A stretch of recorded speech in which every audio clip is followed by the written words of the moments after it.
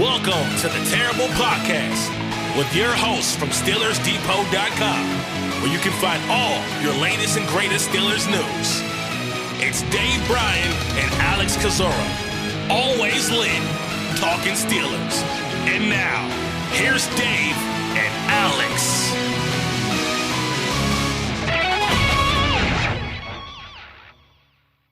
Welcome to the Terrible Podcast, Season 14, Episode 59. He's Dave Bryan. I'm Alex Kozora, SteelersDepot.com. Thanks for being back with us here this Wednesday, Steelers Nation, a day before the Pittsburgh Steelers will host the New England Patriots Thursday night at Acrisure Stadium for a crucial matchup for the Steelers, sitting at 7-5, facing the 2-10 New England Patriots. Got a great show for you guys today. Dave, before we start the big news of the day, I want to get your opinion.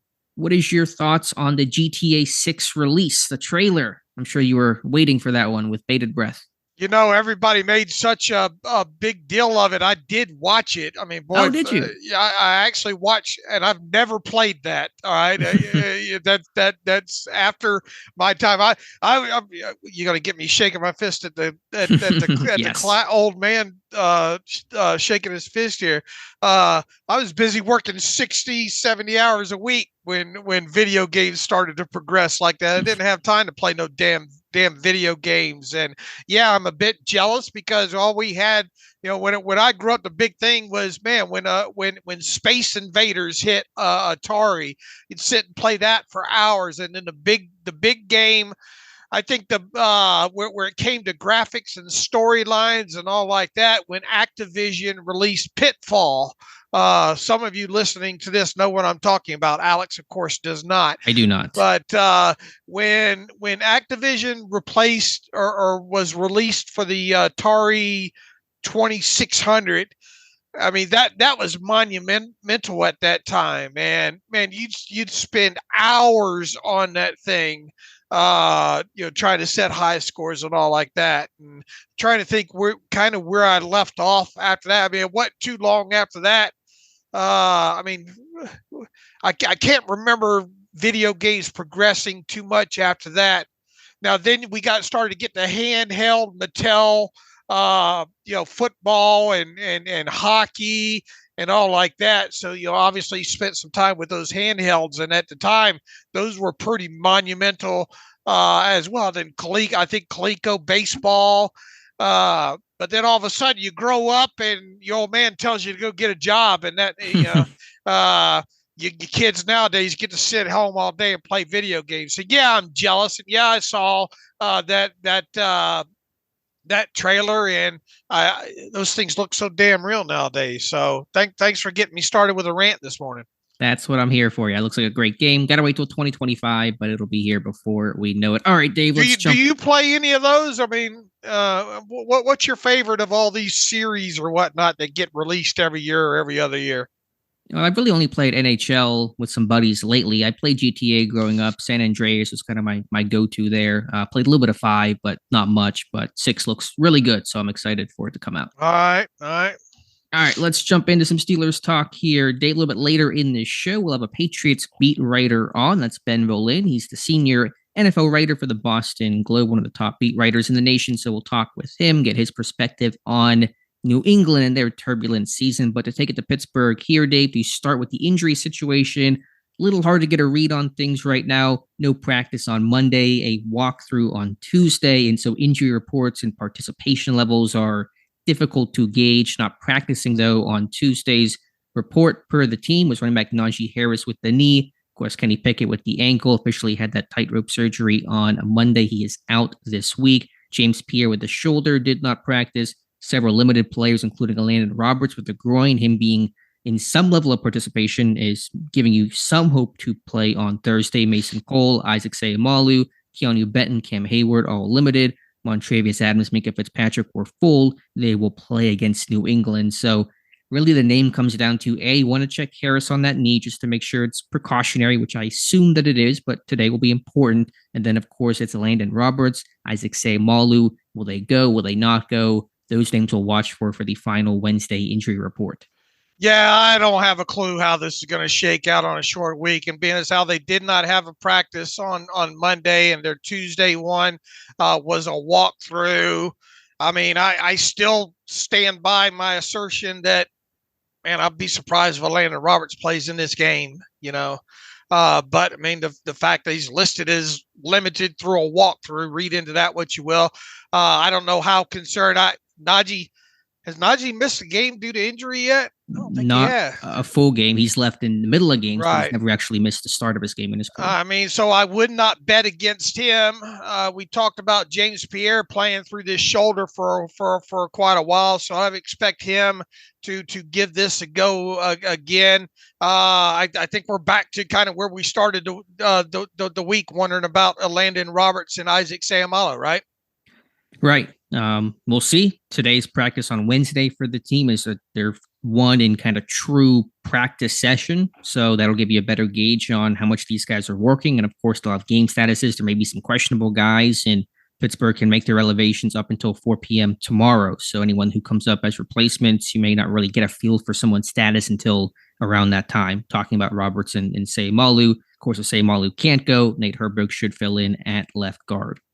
All right, so if they make any elevations at this point, we're thinking Miles Jack, and who, if I tried to thumb through this because I got to get my post together for predicting in inactives, I could definitely see Miles Jack getting elevated. Mm-hmm. But I scanned through and tried to play the game of who would be inactive if another elevation was done. I think it would only be one elevation, right? Who else could they possibly elevate? I mean, Kyron Johnson came up last week for special team purposes. That could be a possibility because Miles Jack's not going to play anything on team, so that may be an option. Other than that, you're probably right. Don't see a lineman that could come up. So it may be Jack and then watching Johnson again. Yeah, all they would do if Isaac Seumalo can't play, then Dylan Cook would get a helmet. Right. So that's your swap there. You expecting McFarland to be inactive again? I hadn't thought about it a ton. I mean, I expect Blake Martinez to dress against the Patriots. That could occupy some special teams value. I don't know how they're going to do. How are they going to handle inside linebacker if Roberts doesn't play? Is it going to be Walker and Martinez? Is it going to be Jack and Martinez? I really don't know how that rotation might look. I can tell you who's not going to see a lot of time if they can help it. Mark Robinson. Mark Robinson. Yeah. Based on, and we'll get into here in a little bit what the coordinators had to say yesterday there. But yeah, that's a good question. Boy, I know you got further into the defensive tape from that game the other day against the Cardinals, and Walker did not have a great game at all. No, struggling to tackle, struggling to cover. Yeah, just a pretty poor game overall for him. All right, we'll see what the injury report says today. So pay attention to SteelersDepot.com, please. And once the elevation deadline has passed on Thursday, I'll put up my predicted inactives. But they should be pretty straightforward. I mean, Kenny Pickett, is going to be on there. We'll see about Landon Roberts. We'll see one of the linemen, Seumalo or Dylan Cole or Dylan Cook, going to be inactive there. Probably Anthony McFarland. Probably people ain't gonna like it, but Darius Rush is probably gonna end up on there again. Yeah, looking that way. If James Pierre goes, then Rush is gonna end up on there. So it's the inactive list is probably either gonna be 5 or 6 long this week. For the Patriots, there are 2 key injuries, and we'll talk more about this with Ben in a little bit, but Ramondre Stevenson, their running back, not officially ruled out, did not practice Tuesday. I would not expect him to play. He got on that hip drop tackle.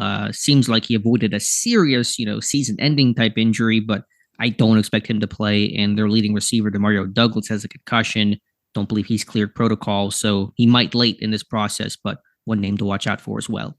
Oh, yeah, and who else is likely to show up on the Steelers inactive list this week is one DeMarvin Leal.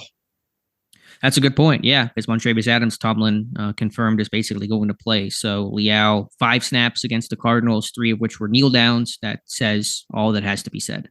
And really, the fact that all five, as you put in your charting there, all five of his 5 snaps came on the final 5 plays. That's not great, Bob. And nobody that I saw in the transcript from yesterday asked Teryl Austin what's the deal with him. Well, speaking of which, let's go to the coordinators right now, to Austin and Faulkner. Let's start with Teryl Austin talking about the inside linebacker position and asked about Mark Robinson and Nick Herbig as well. Robinson says, according to Austin, on Robinson, I should say, that he's not yet ready to be that 3-down kind of guy, which I think we knew. We were pretty fairly confident Pittsburgh was not trusting Mark Robinson to be a 3-down guy, considering that even Michael Walker was getting the green dot over Robinson after Landon Roberts went down. The guy that's been here for 6 weeks, a month or so, is getting the green dot over a guy like Robinson, who's in his second full year with the team. So he's really just there. Robinson is for special teams and when they have to play him. Yeah, he said he did like 44 snaps or something like that and ended it at that. So, I mean, you roll on back ahead of the season, him being asked about Mark and then stating that maybe 2024 for him, they're doing their best not to have to play him, but obviously injuries have dictated that they have had to put him on the field. So, not a lot of positive when it comes to what this team thinks about Mark Robinson. What do you think the issue is? It's got to be above the neck type of thing where they just don't trust him. I think so. I think he's just. I think he's struggling. I think he's thinking too much, and I think that showed a little bit in that Cardinals game as well too. I think just his lack of experience at the position, dating back to college, and just understanding the complexities of the defense and all like that. It's probably got his head swimming. Yeah, I think so as well. Now, the question was posed a couple weeks ago once Cole Holcomb went down. Could you move Nick Herbig inside, the rookie edge rusher from Wisconsin? And at the time, Austin said, no. Herbig's an outside guy. We're not going to blow through 3 linebackers. And here we are a couple weeks later, and they're basically in that position. So he was asked again, would Herbig be a candidate to move inside? Austin, a little softer in the language, but said, let me find the exact comment here. I'm not saying Nick Herbig can't, but I'm not sure that's the best thing for Nick Herbig and for us. Nick will get some quality reps outside as we get down the stretch and help us there. I think he'll be more helpful for us as a rusher right now than an inside backer. So basically discounting it, but even later saying that Herbig has a skill set to play inside, but they want to keep him on the edge. Are you good with that, Dave? Would you have any sort of entertaining the thought of moving Herbig midseason? Not mid-season, no. I mean, obviously, we both came out of the draft thinking, well, might this guy be moved inside and all, and with good reason overall. But I think for what he's been asked to do specifically so far, which obviously he's not getting a lot of snaps right now, but in the few snaps that he is on the field, he's in some plays, man, and no, the short answer is not right now. I mean, is this something they might consider after the season? I mean, if he gets stronger out there on the edge and just and bulks up his frame, I mean, obviously he's not going to put himself in a rack and stretch his arms. At least I don't think he's going to. But everything other than measurables when it comes to him, he's answering the bell on. So, if they looked at this, though, I mean, it would be a process that you would want to start right out of shooting OTAs, and I would imagine we would hear reports on Nick Herbig getting some time inside and trying to learn the defense, and from that perspective and all. I don't think it's going to happen this year, nor do I think it should this year. And at this point, I'm not convinced that it will happen. Period. But we'll see. Yeah, I understand mid-season how difficult that will be, and they're looking for veteran guys at the off-ball position right now. They need some guys with experience. They can call this defense. They can kind of all the communication can run through. So I understand the fan perspective. Hey, this guy's talented. He's playing well, not getting much of an opportunity on the outside behind Watt and Highsmith. Reps that are going to always be limited. let's try to do something else with him to get him on the field. But I get Austin's perspective as well. And listen, I thought he was going to be an inside guy only coming out of college. I was wrong about that. He's proved me wrong. He's played very well out on the edge.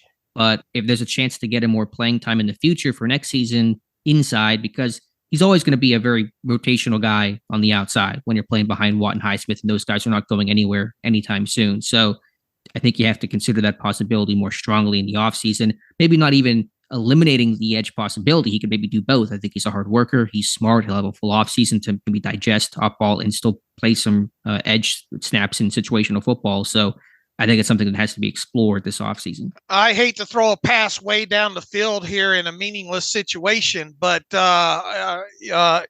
Marcus Golden's going to be a free agent after this year. I mean, is it guaranteed that he's coming back?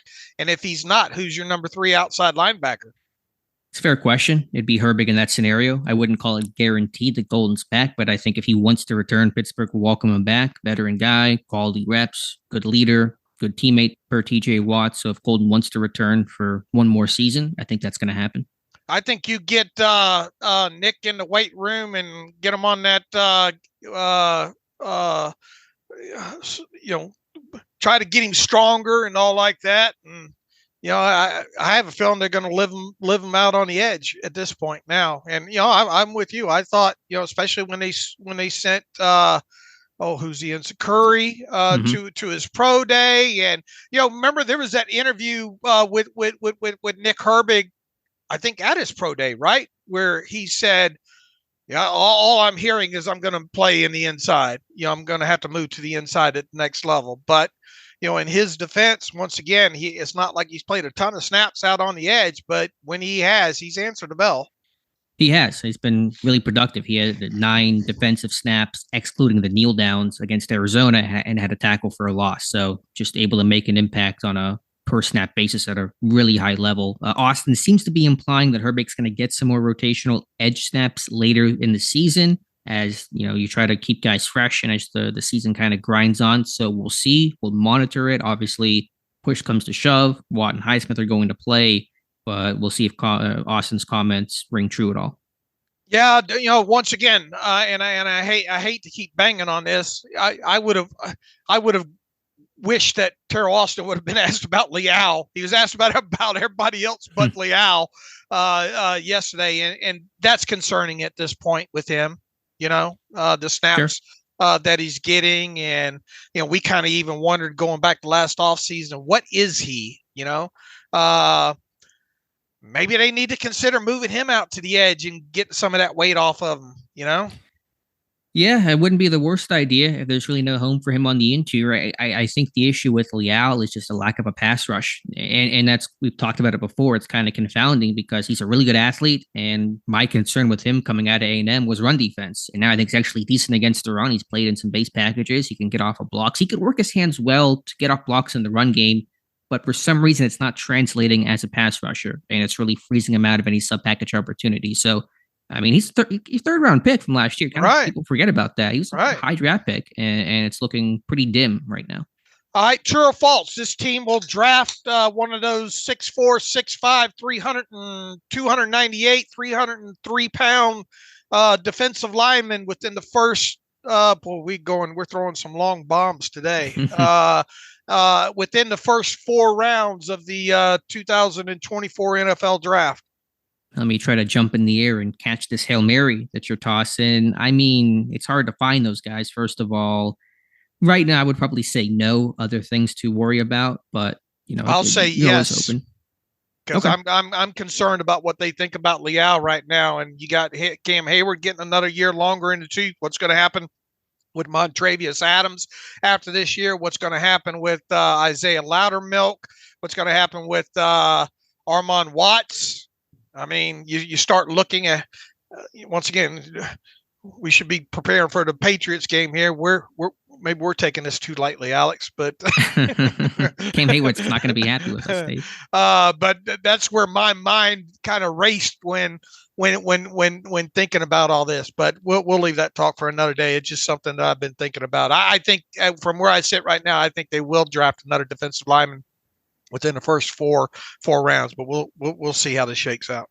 Well, let me ask you about that just to divert quickly, because that's been kind of the topic of discussion. Deontay Johnson, I thought, in much stronger terms than what Jaylen Warren said post game on Sunday, believing that that once they took the field, the Steelers said they took Arizona too lightly, overlooked them, and played down to them. Essentially, is what Johnson's comments were. Cam Hayward pushed back on some of that. I think on his show, talking about that everyone has their opinion, but he didn't get that sense overall. What is your interpretation of all these comments? Well, we ask that at times that players be more forthcoming with the responses until they say something that we don't like, right? Sure. And then when they give cliches, we pawn it off. Well, that's just a cliche. I wish they'd be more forthcoming. Is it possible that in the heads of some players, they were reading their own press clippings coming out of the Cincinnati game and thinking this is a 2-10 Cardinals team and all we have to do is show up? I think that's possible. Yes. The full context of what Deontay said about what we, when we got out there, something felt different, I do think it's possible that there were some players on Sunday that maybe in that first half of that game probably were thinking all they had to do was show up. Because look, I mean, you went over the details, man. Just little stuff like, covering the tackle, having the proper amount of guys on the field and all like that. I don't think quite a few of them were as dialed in as they probably should have been. Does that answer your question properly? Sure. Or am I skirting it too much? No. I mean, I think to some degree that there probably were a few players that probably didn't put in the necessary pregame preparation that they should have.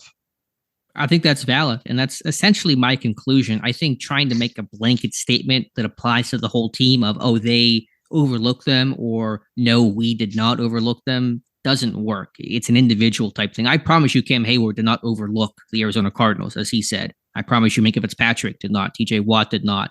Kenny Pickett did not. But did some other players? Did? Possibly. You're talking about a big roster here. I mean, some players may have in terms of their preparation. I will say, I mean, the first quarter wasn't bad. They didn't come out like flat from the beginning. It was kind of, again, that turning point of that failed 4th and goal, that 99-yard drive at the end of the first half that really turned the tide. So if they came out super, super flat from opening kickoff, then there might be some more validity to a team-wide kind of overlooking and just going through the motions and assuming a victory. I didn't get that sense overall. But again, to try to sit there and say for the entire team they did this or they did not do that, I think that's painting with too broad of a brush. Yeah, look, as we said, I mean, even the point of the game where they get down there, 4th and goal at the 1, and okay, they didn't get it. Even at that point, I'm thinking, all right, well, they're moving the football and all like that, and got some explosive plays. They're running the football. The defense has been pretty good. And even after they gave up the 99-yard touchdown, obviously it's not something that you want to see.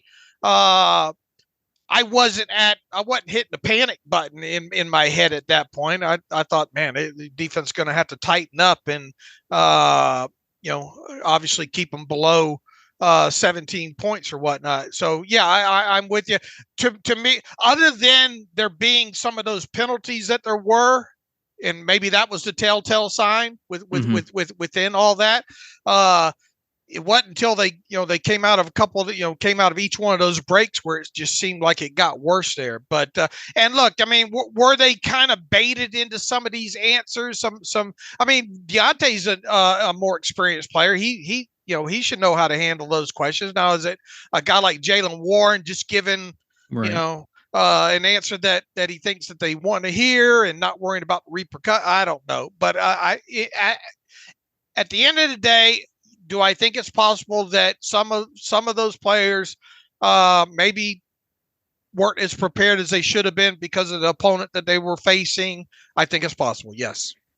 And I think anytime you lose a game like this, you as a player try to sit there and search and say, how did that happen? Maybe you try to tell yourself, maybe we did overlook them, even if you didn't have that feeling coming Right. in. But regardless of who overlooked them or who didn't overlook them, anyone who did learn their lesson, and you're facing another 2-10 team coming in to Pittsburgh tomorrow for Thursday night, you better not overlook them, and you can hopefully assume that no one will overlook the Patriots, considering what just happened against the Cardinals. And people are listening to this and say, well, why didn't Tomlin make sure that they weren't dialed in?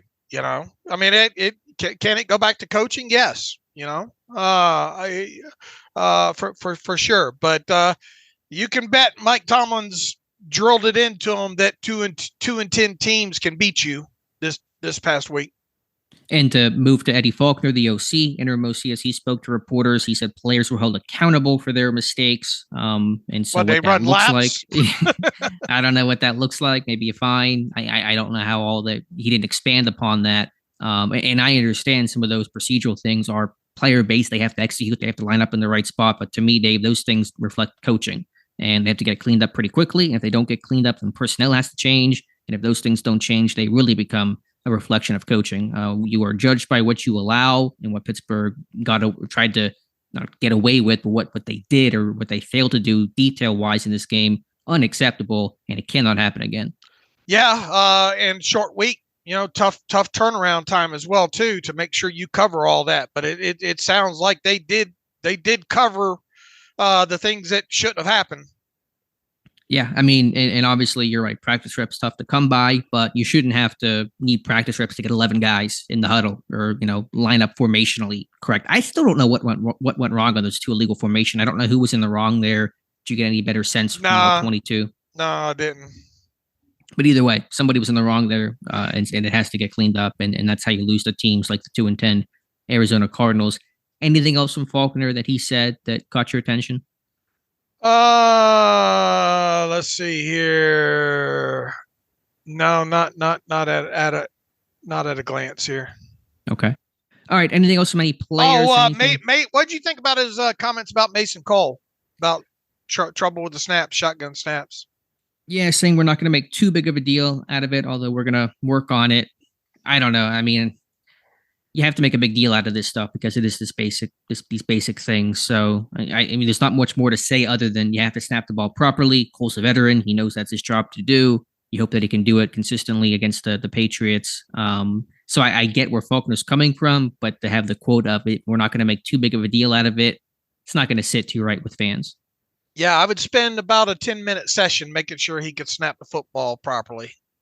Yeah, I mean, again, I'm not too interested in trying to win the presser, but the phrasing of that, I think it might speak to a interim OC who hasn't really handled the media too often before. I think saying things like Mason has to snap the ball well, it's a priority. We got to get it right. Just something obvious, but more, I think, assertive and more, right. We're not going to sweep this under the rug kind of thing. Just is probably a better way to frame that problem. I agree. Anything from any other players? Mitch Trubisky speaking to the media said he's still going to be aggressive. He likes being aggressive. He wants to take some chances, knows he has to protect the football as well. The question with Trubisky's always been that balance between, yes, the guy's got an arm. Yes, he can make plays downfield, but he's a Bruce Arians type of quarterback, Dave. He's a no risk it, no biscuit type of dude, and that can put this team into some trouble. Yeah, and he goes on to say there's he was asked, is it at all a fine line between protecting the football and being aggressive? He says there always is a fine line. I think you can ask any quarterback that. You want to be aggressive, but if you're too safe with the football, you're not going to move it. So, you got to know what you can do and always got to take care of the football at the end of the day. But sometimes you just got to believe in yourself that you can make the throws to move the ball down the field and score a point. So there is a fine line always. So, look, I mean, I will say this, there's been times where we've needed this offense to be more aggressive, and he certainly has been in the limited time that he's been with this team, dating back to last season. Some of them were just very ill-advised throws that he's had picked off. You go back to that one earlier in the year in the middle of the field that got picked off. Who was that up against? Jacksonville. There's a fine line. It'll be interesting to watch him walk it. this week. And the issue is sometimes you don't know where that line is until you crossed it. And sometimes that means something disastrous happened. Think about the Ravens game last year, throws 3 picks. After the game says, yeah, I was probably a bit over aggressive. After the Jaguars game says, yeah, it's probably a bit over aggressive. I understand the mentality of you can't go into a shell and this team has to produce and you want to put up some points. Trubisky is a guy that he's going to throw a pick every now and then. He's going to make some plays, but he's going to throw some picks as well. And for some other teams and other offenses that are built in different ways, you can get away with that. With Pittsburgh and the way that they're built, it's tough to do. They don't win when they turn the football over. It's pretty cut and dry. So it's a concern of mine. Yeah, look, especially when you're not scoring points, right? Now, look, the thing that we're looking for this week, or we would expect that this team's going to try to come out and run the football, but we're not the only ones that thinking that. And the Patriots do have a good run defense, and you can bet Bill Belichick's letting that defense know you cannot let this team run the football. So how are you going to build off of that running game? You better have some play action mixed in there. You better have some under center play action mixed in there to try to suck those linebackers up. You better be willing to attack the middle of the field in some of those situations if you get the looks that you like. And because I'm going to be surprised if they have a field day on this New England defense running the football. If they do, that's going to make the game go a lot easier for them, I think. But obviously we've been talking too about the red zone area, and specifically these last 2 games, they have not been great inside the red zone. Actually, the last 3, overall, really on the season, not where you want it to be overall. So either they're going to have some shot plays that get into the end zone via touchdowns, or they're going to have to improve the red zone percentage in this. And I'm not envisioning this team being inside the red zone more than maybe 2 or 3 times in this game against New England. Yeah, what is your approach for this game? And we'll talk about the Patriots a bit more in depth here in a couple of moments, but what is your approach for the Steelers game plan? If you're trying to devise this game plan, knowing the Pats have a really strong run defense, they don't score offensively. If you're Eddie Faulkner, you're Mike Sullivan, what is your plan of attack?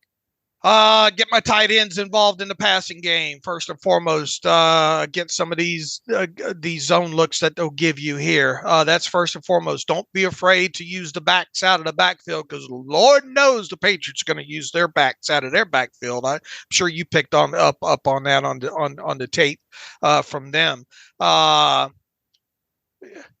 Pick your shots on the explosive plays. You're going to have to, you're going to have some instances where you get some one-on-one coverage on the outside. You're going to have to attack outside the numbers that way.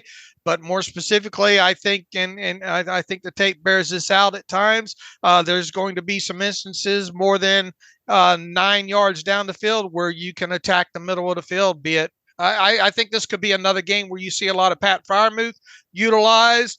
I do think that you come out and see what you can get with the run first and foremost. But man, if you get into some situations with and I know this kind of goes reverse what we said the other day, 2nd and 3 or 2nd and 2 situations, you might want to dial up a shot play or 2 off some play action to see if you can catch them with their pants down.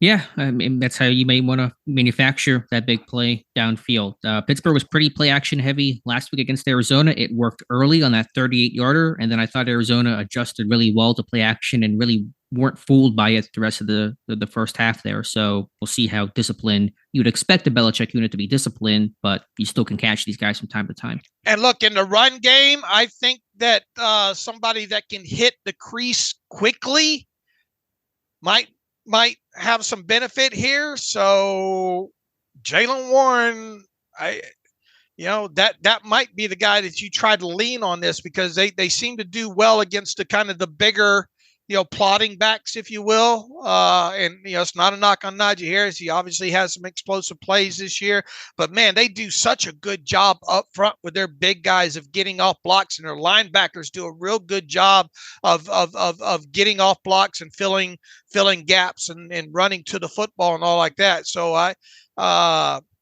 would just I'll say this. I'll make sure there are plenty run plays in there with Jaylen Warren in the backfield, because I think that gives you the biggest potential maybe to hit a couple of explosive plays in this one.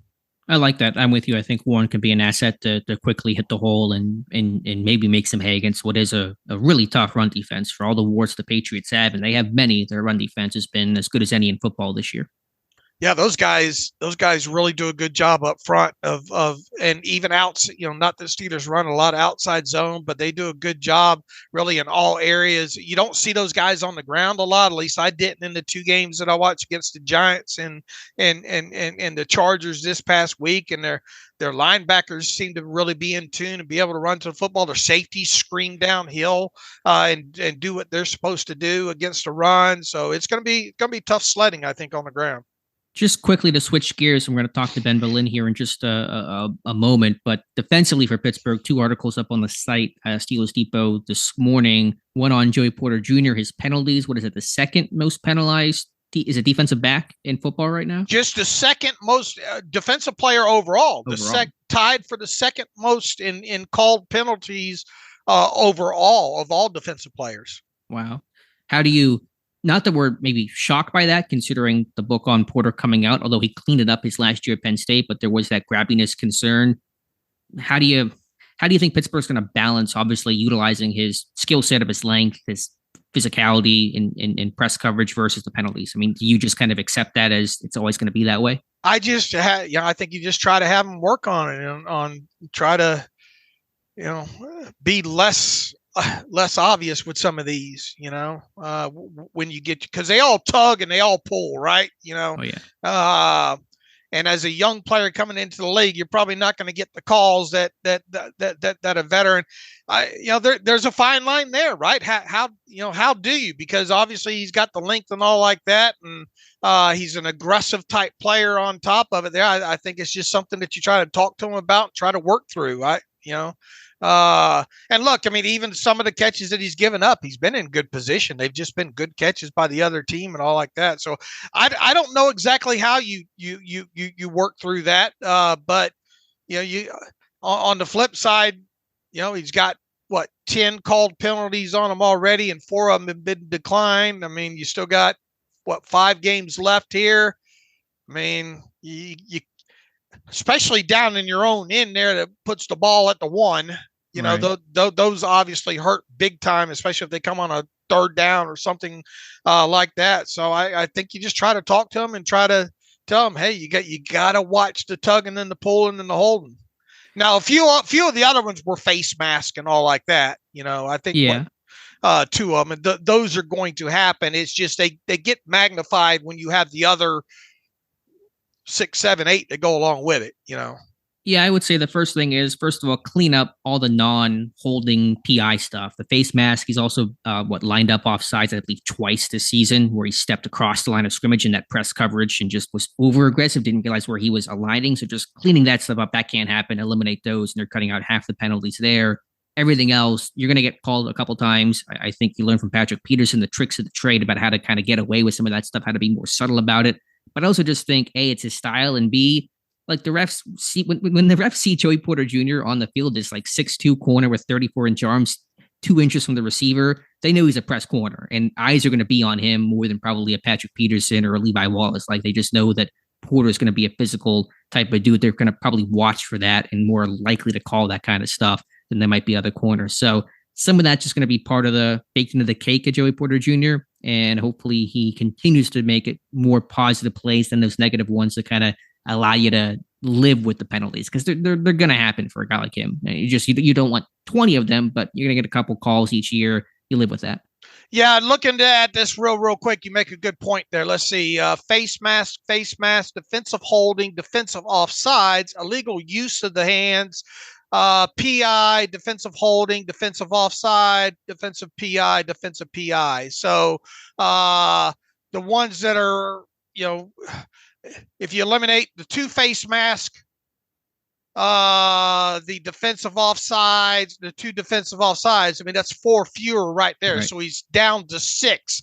Would we be writing the article or talking about this if Joey Porter had 6 versus 10 on him right now, and they were all defensive holding, defensive pass interference. Yeah, he wouldn't be the second most penalized defensive player in football, I'm pretty sure. So it's a good start, at least. Right. So try to clean up the stuff outside of the PIs and the holding would be a good start. Exactly. As you stated. Yeah. And then just really quickly on Keeanu Benton, I read about him this morning. Emerging player, nose tackle, should continue to be the team starting nose tackle even when Adams comes back. But his sub-package snaps have just fallen off a cliff. He had one sub-package snap against the Cardinals. One. Loudermilk had more. Watts had more. I know with Hayward being back, of course, that's going to really reduce the snap for some of these guys. But Benton cannot be just a base nose tackle. He's got to be able to work in sub package because he's a really good pass rusher. Yeah. He's got some really nice pass rush moves, and it's only going to get better, you would think, as well too. So it'd be interesting to see what happens in this Patriot. Look, on a short week too, you want to keep some. I understand you want to keep some bodies rotated in there, right? Mm-hmm. So will we see 5 or 6 sub package snaps in this game? We should.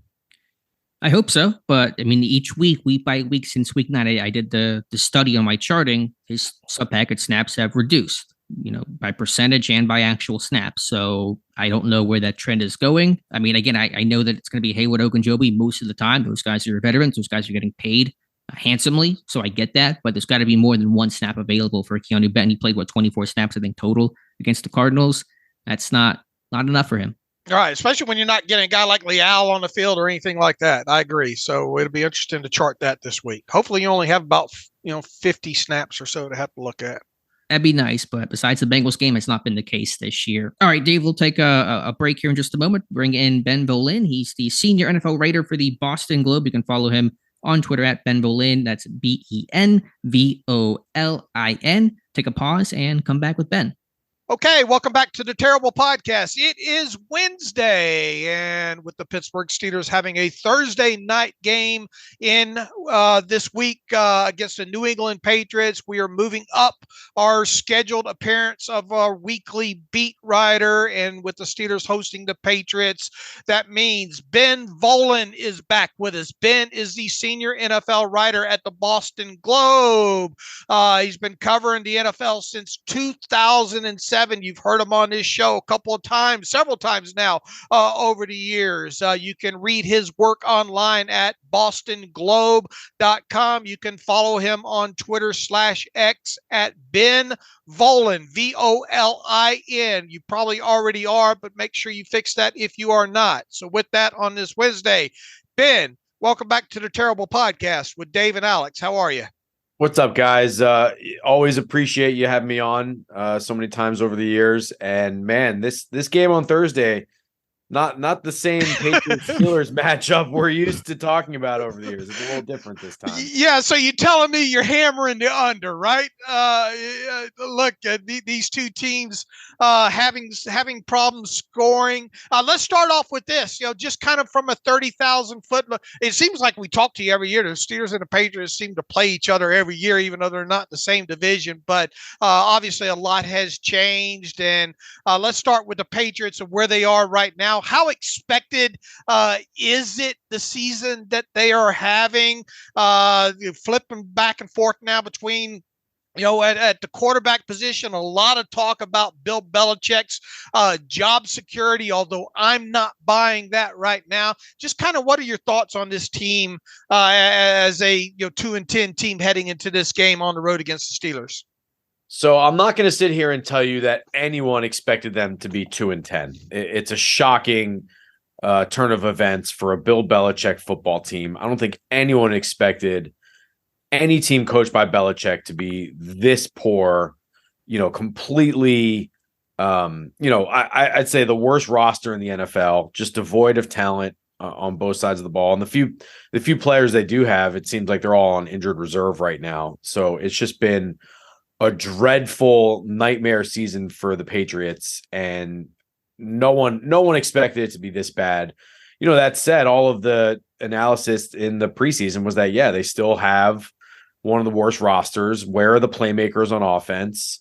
I think people assumed the defense would be fine, and it has been, but this is the first year in a long time where the Patriots They haven't scored a defensive touchdown yet this year, so it's not like it's been a really dynamic defense.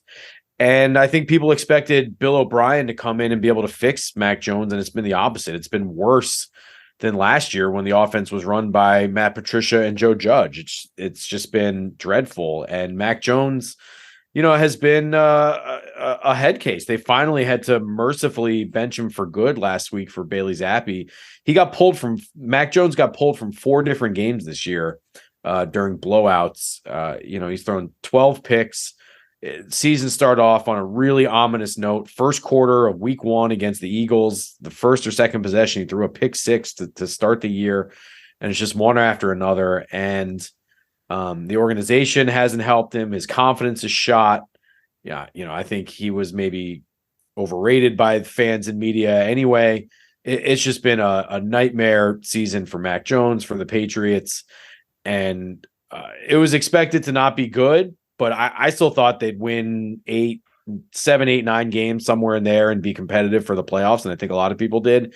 And now they're competing for the number 1 pick. So it's just, no one ever thought it would get this bad for Bill Belichick. And it's all on him. He's the general manager. He picks all the players.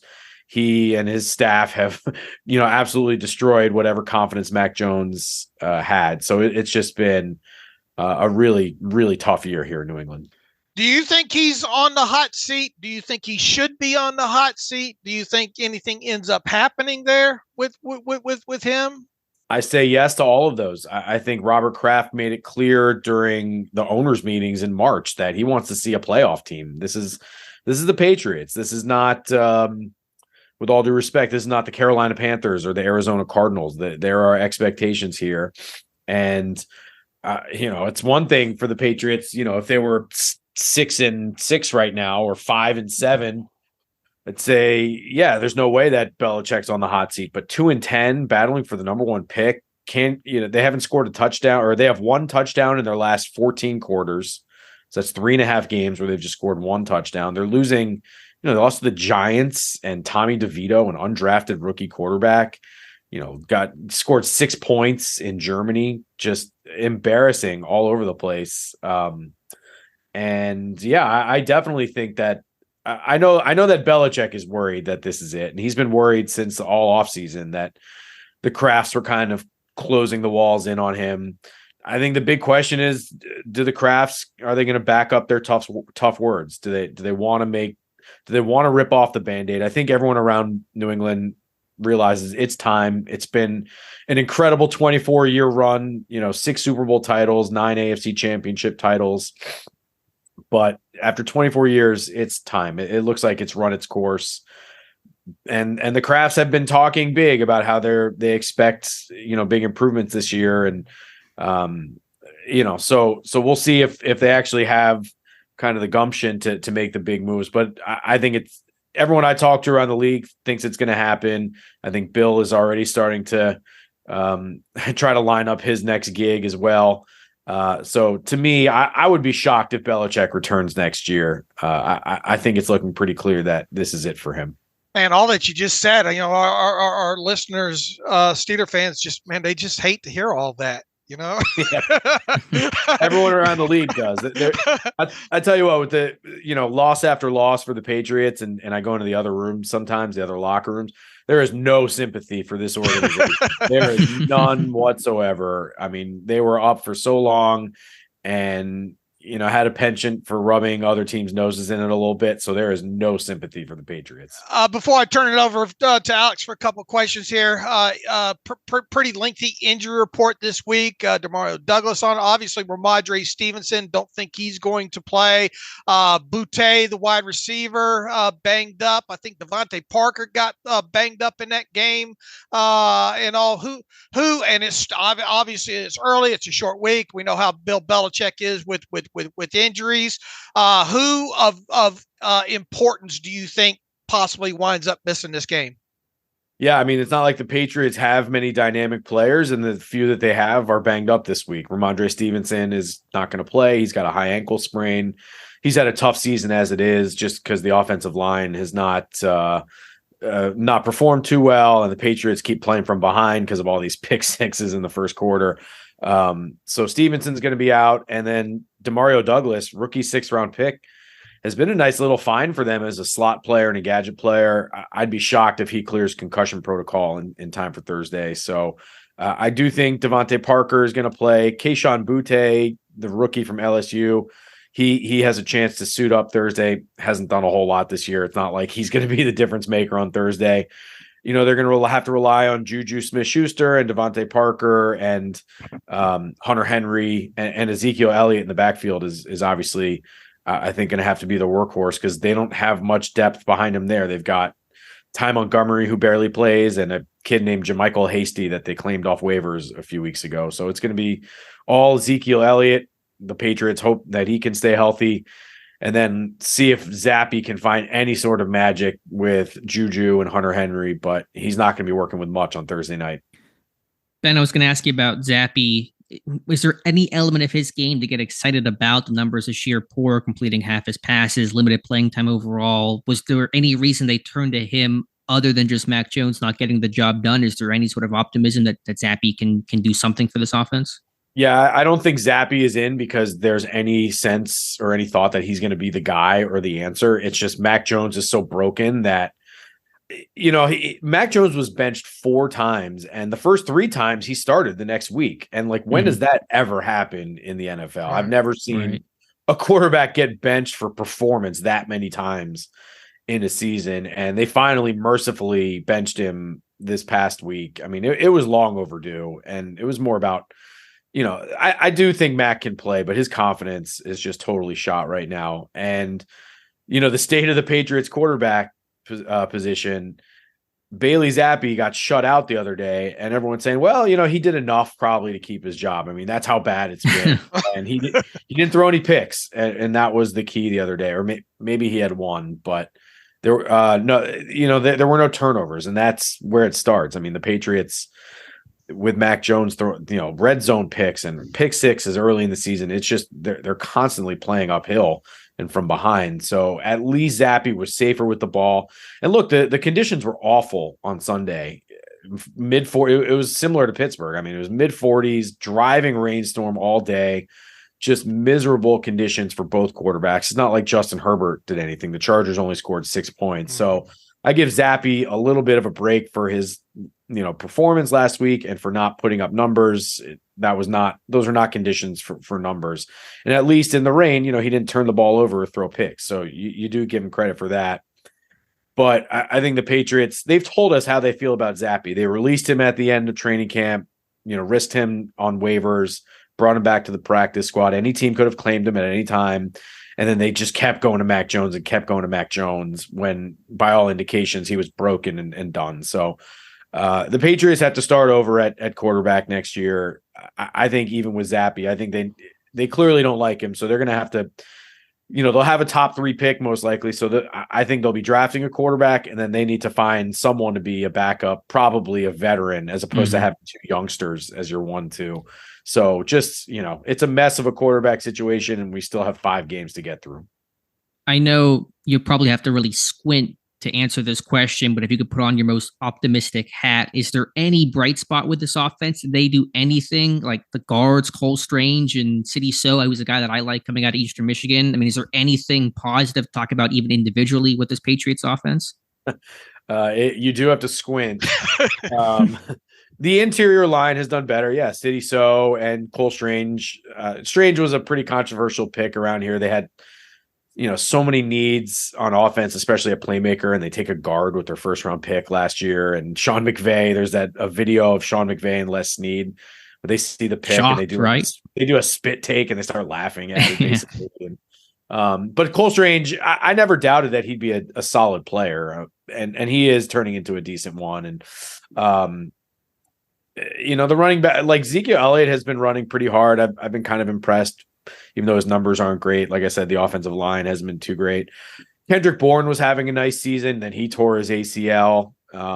There really is not a lot going on here. And the play calling too, it's just all bubble screens and just quick stuff. Get the ball out of Zappe's hands quickly because they clearly don't trust him. And the other guy was Demario Douglas, Pop Douglas, but he's going to probably miss this game too with a concussion. And he needs to learn how to take a hit, because I think this is his second one now this year, and he's a little guy. He's always kind of getting popped on the field. But yeah, Tyquan Thornton, their second round pick from a year ago, has been a bust. He went 39 yards on an end around the other day.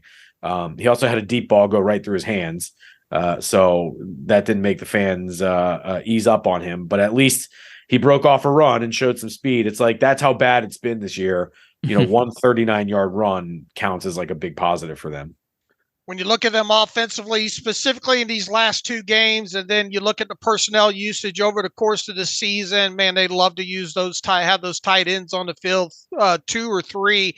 I mean, nearly 50% of the plays, I think, at this point. And you look at what they tried to do in these last two games.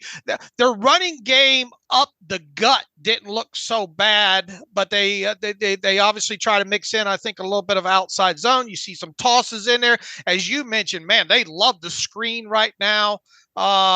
They tend to work. Try to their passing game kind of outside the numbers, less so in the middle of the field.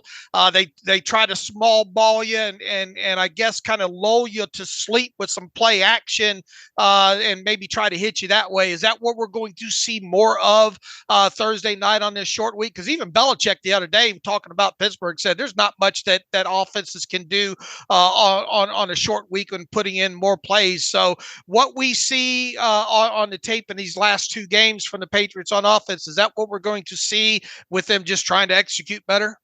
Yeah, you're going to see. I mean, this is an offense just trying to run basic plays. This is not the Dolphins. This is not an exotic offense by any stretch. They're just trying to execute basic plays and not commit penalties, and most importantly, not commit turnovers. That's what the play calling is all about. Just, can we run it a couple times up the middle, throw a quick screen, a quick slant, and just not turn the ball over? And maybe our defense can get an interception, give us some good field position, and we can steal some points that way. I mean, it's a JV offense right now in New England, and they're just clinging for dear life and just trying to not turn the ball over, because that's really been their biggest issue this year. So now they're facing a Steelers defense ranked 6th in scoring, and I mean, TJ Watt, it just feels like he's going to feast.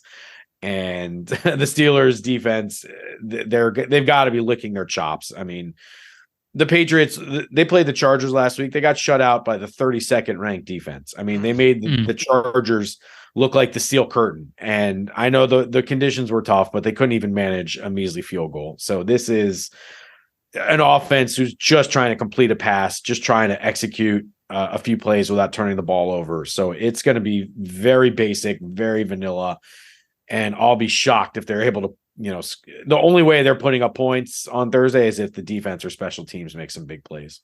TJ Watt, with them using so many tight ends a lot of time, I would imagine TJ Watt, as is the case every week, is going to get a lot of their attention. Bill Belichick's going to do his best not to let TJ Watt be the game wrecker, right? He's going to do his best, but sometimes, I mean, Khalil Mack just got 2 sacks the other day, so there's only so much you can do. And the Patriots' offensive tackles have been dreadful. Trent Brown has been really inconsistent on the left side, dealing with ankle injuries, in and out of the lineup. And it's been a mess on the right side. They've found Mike Onwenu for now, but he struggled against Khalil Mack the other day. They signed Riley Reif. They gave him $5 million guaranteed. He's played 1 game so far. He got injured in the last preseason game.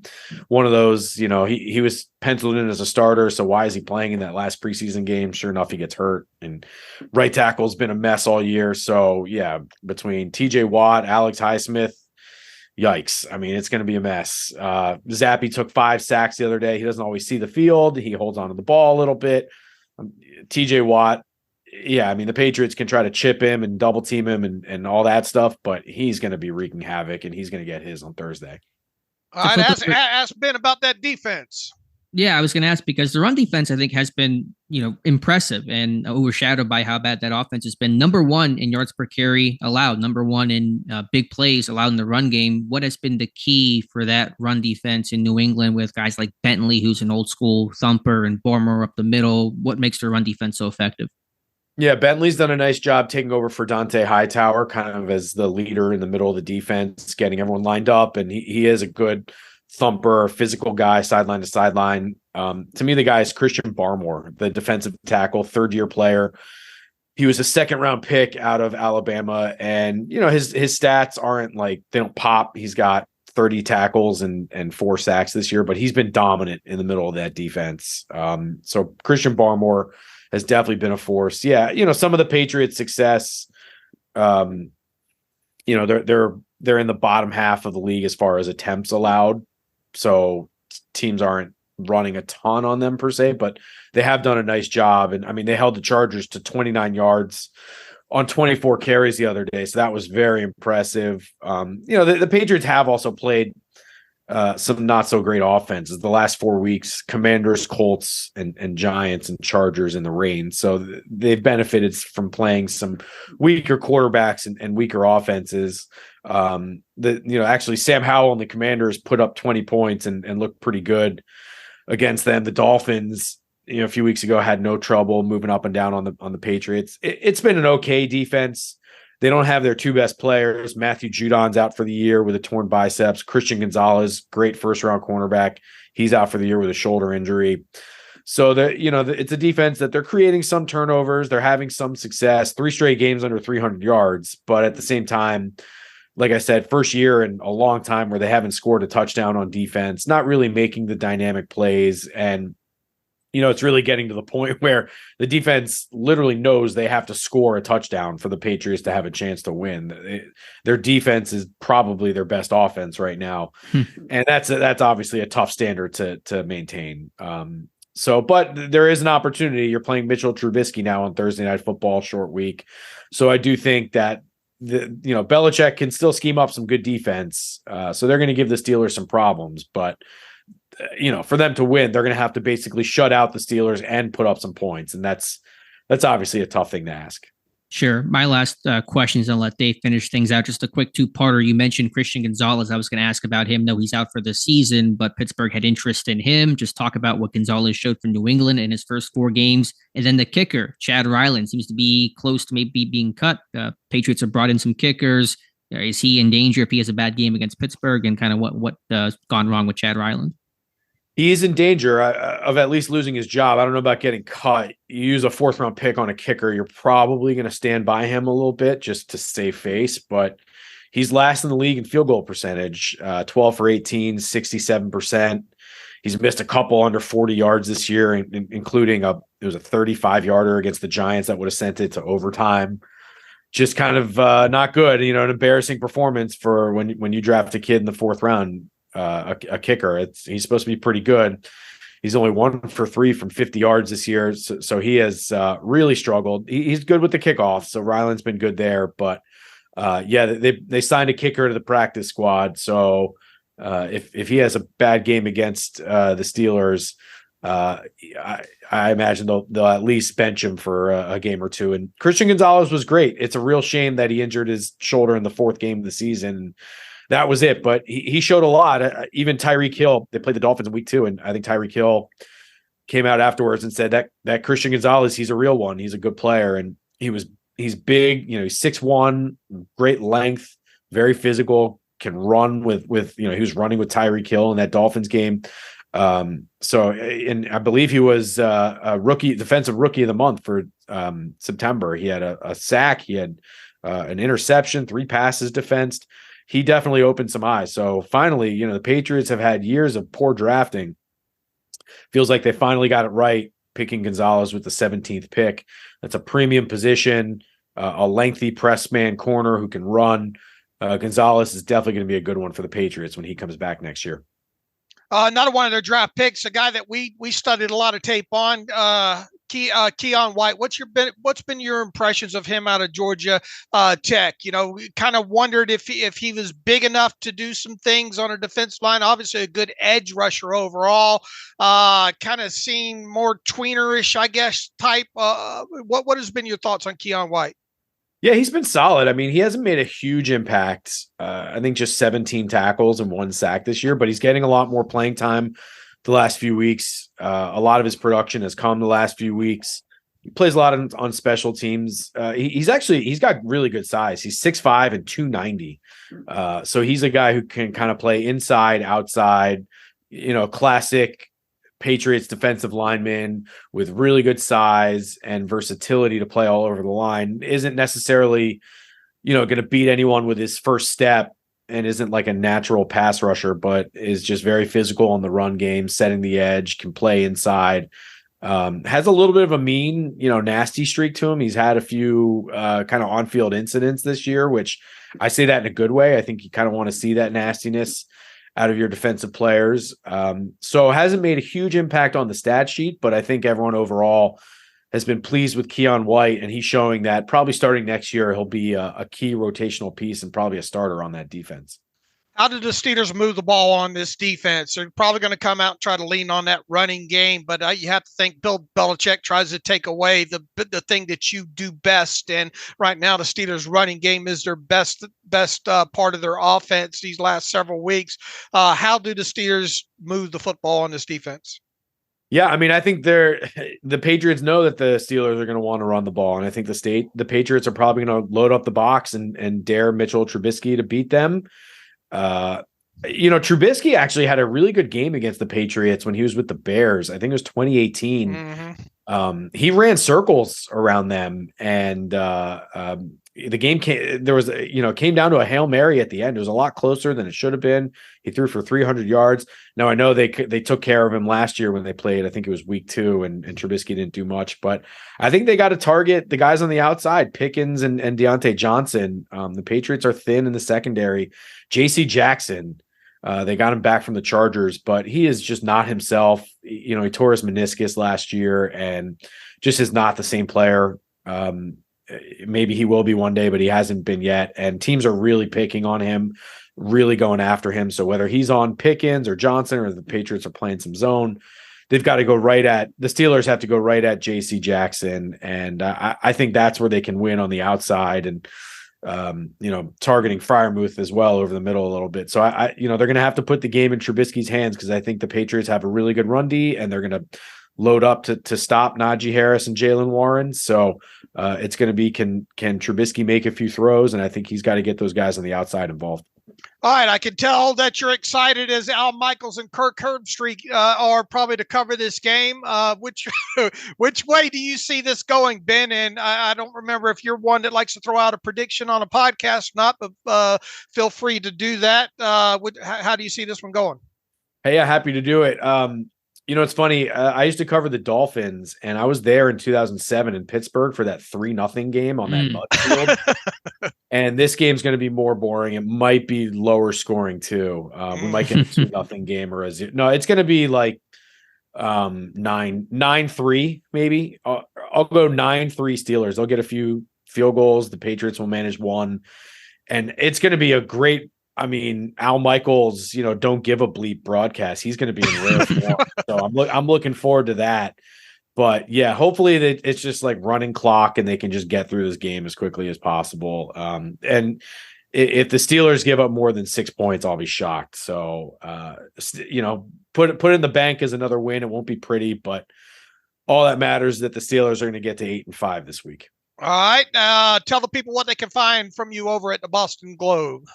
Yeah, just please check me out at bostonglobe.com. Every Sunday, I write a NFL notes column where I go around the league. Every Monday and Tuesday, I write a kind of a recap column. And then you can read my game coverage too in bostonglobe.com. And then on Twitter as well at Ben Volin. All right, Ben, have a safe trip. Have a happy holidays. And who knows, we might be doing this again next year. So the way these two teams, we'll see where they finish in the standings and all. But Ben, as always, thanks for joining Alex and myself on the Terrible Podcast. Yeah, thanks so much for having me, guys.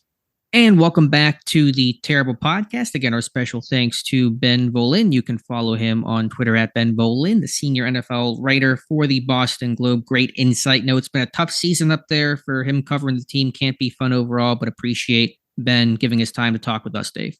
Yeah, absolutely. Boy, I've gotten older. I remember him covering the Dolphins and on.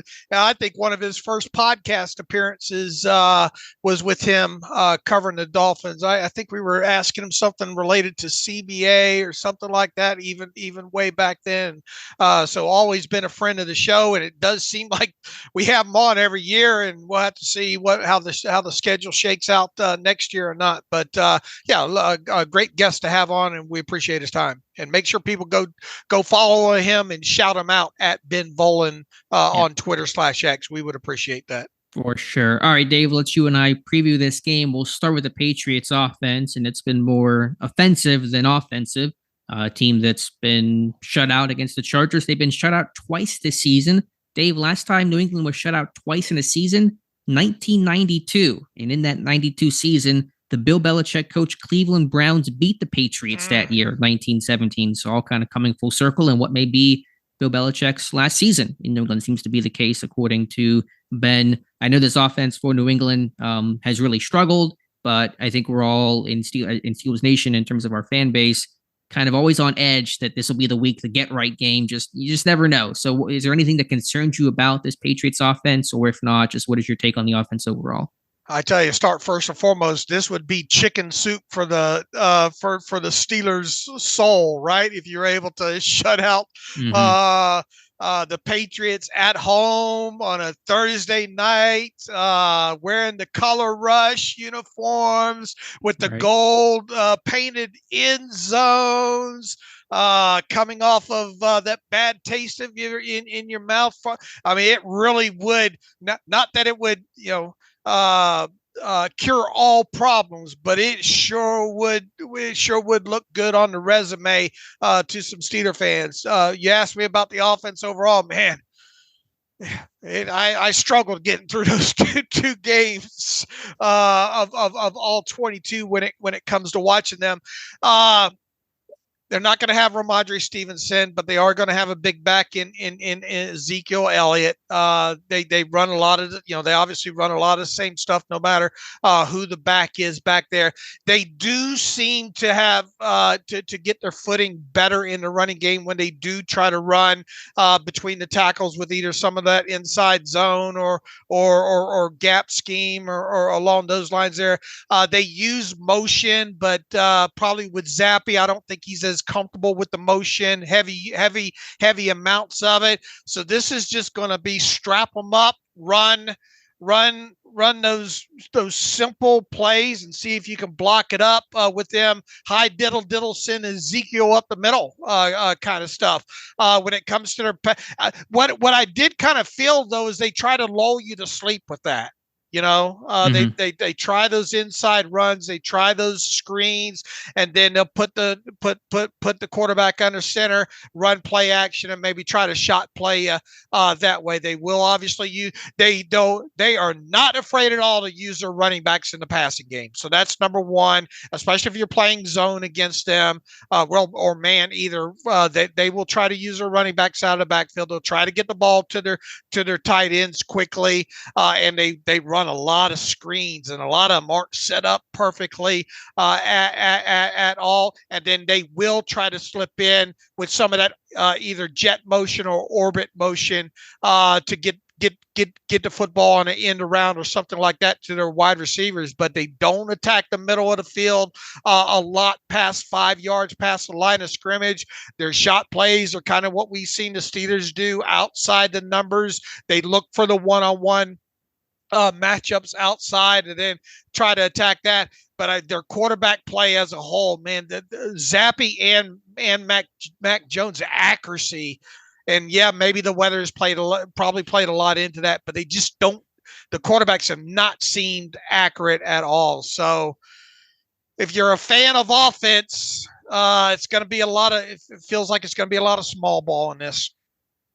The one thing that concerns me about the Patriots offense, and there really is only one thing that does, are their tight ends in Hunter Henry and Mike Gesicki. I know they have not put up big numbers this year, although Henry does have 3 touchdowns. He's responsible for 30% of their passing touchdowns this year. And just based off of Pittsburgh's issues covering Trey McBride, given the issues at inside linebacker with Holcomb, Alexander done for the season, Roberts as of Wednesday morning, very questionable, may or may not play, but I'm kind of assuming he's not right now. I think they're going to attack the tight ends or attack the Steelers linebackers with tight ends all day long, and Gesicki and Henry, and those guys can make plays. So that's the one thing that gives me pause. They're going to stop the run. Zeke's a power back. They're going to play downhill football. Pittsburgh can stop that all day. Never really been an issue for them. Zappy is small and doesn't have an arm, and they don't have any threats on the outside. Not concerned about that, but the thing that gives me the pause are their tight ends. Yeah, especially coming off this game against McBride, right? You can bet Bill Belichick picked up on that, and even if a Landon Roberts goes by some chance, what shape is he going to be in to run with? So they are going to have to focus in on the tight ends in addition to trying to shut down the interior run game. And yeah, you're right. If we're talking about a Patriots win on when would it be, Friday, then we're probably talking about those tight ends having 9 catches, 120, 130, 150 yards, and a touchdown or 2. Yeah. So, and then Minka, could try to cover, but he's got one hand right now with that broken left hand trying to tackle those guys. That's going to be an issue. So that's the thing that I'm worried about. Other than that, there really is not much else to say. Jude has become just a full-blown possession receiver. He's averaging under 7 yards per reception. You're right. The screen game can occasionally do something. They had a big play off of Zeke on the screen game. I think that was the Chargers last week. But yeah, I remember watching Zappy at the Senior Bowl, and when I first saw him, I thought he was a media member because he was just that small. It looks like a lacrosse kind of guy. He put up big numbers at Western Kentucky and kind of that wide open offense, and played some decent football last year. But this year, just Mac Jones and Zappy, the whole. Will we see any Malik Cunningham? I mean, I think practice squad. He's played 6 snaps this year. If I'm the Patriots, I'm going to use that guy a little bit. I mean, just an exciting undrafted free agent that might give you something in the run game. If you're Belichick, I don't know why you wouldn't try it. I'm with you there. Didn't they have all 3 quarterbacks active last week? Yeah, I think Cunningham was an elevation, I want to say. So I just wonder if there's going to be a wrinkle. I know it's a short week, as you said, as Belichick said, tough to implement something, but you're 2-10. Your offense is the worst historically. I mean, it's going to be the worst in about over a decade from a points per game perspective. So why not try it? And short week and all like that, whatever, and I thought we might see, but they didn't have to do this. As I wrote my 5 keys ahead of the game against the Cardinals, expect the unexpected, because the Cardinals had run a couple of fake punts, this season. When you're 2-10, you don't give a damn about anything, right? Right. You're just trying to win the game. So could we see some trickeration? Could we see Malik Cunningham out there and then try to do some things off that? Yeah, I do think that's possible there. But when you talk about their offense, they're going to try to run the football. They're going to try to stay out of 3rd and long situations, obviously, and not let the Steelers pass rushers. But it's going to be a lot of quick stuff, dump downs to the running backs. Their running backs could have 10 catches in this game easily combined, and their tight ends have another 10 there. So try to keep them behind the chains as much as possible. Keep them in 2nd and 7 or 3rd and long situations, and get off the field. And one thing I didn't pick up a lot of in these 2 games against the Giants and the Chargers were batted passes, and I kind of try to focus to see if the linemen in those games were doing a good job of getting their hands up, but I didn't get a good sense that they were. And one thing that we know has been the onus on the Steelers these last several weeks is get those hands up. And when you have a shorter quarterback like Bailey Zappi, I'm just saying that. And the Steelers haven't had a lot of luck with those batted passes bouncing up and floating and landing in the right arms. I think there might be a chance of that this week, Alex. It's a great point. How tall is Bailey Zappi? 6 foot, 6'1"? I forget his exact height, but you're right, because Pittsburgh has played so many quick game offenses, and the Patriots are going to be fairly similar, especially with their screen game usage. That may be an opportunity. They batted 2 against the Cardinals, and Murray was a short quarterback, and Benton got him once, and Ogunjobi got him a second time. So that's a great point. And how about one of those rushes where TJ Watt knows that the ball's going to come out quick, and he kind of half rushes and then drops and gets it, makes one of those interceptions 3 yards from the line of scrimmage. That's the kind of stuff that I think that you need to try to do in this game, because I can't envision, unless they get way behind the chains quite a bit in this game, that you're going to see Bailey Zappi hold on to the football. Now they're going to pick their shots in the passing game. Even that one down the right side to Parker in this last game, it was kind of an Parker made a great play on the ball, right? I mean, they have not looked good trying to push the football down the field at all. So explosive plays are going to be a premium in this game. And if they get a few of them on the ground, shame on the Steelers defense if that happens, because an explosive play or two in this game could be enough to get an extra field goal in this game and win it.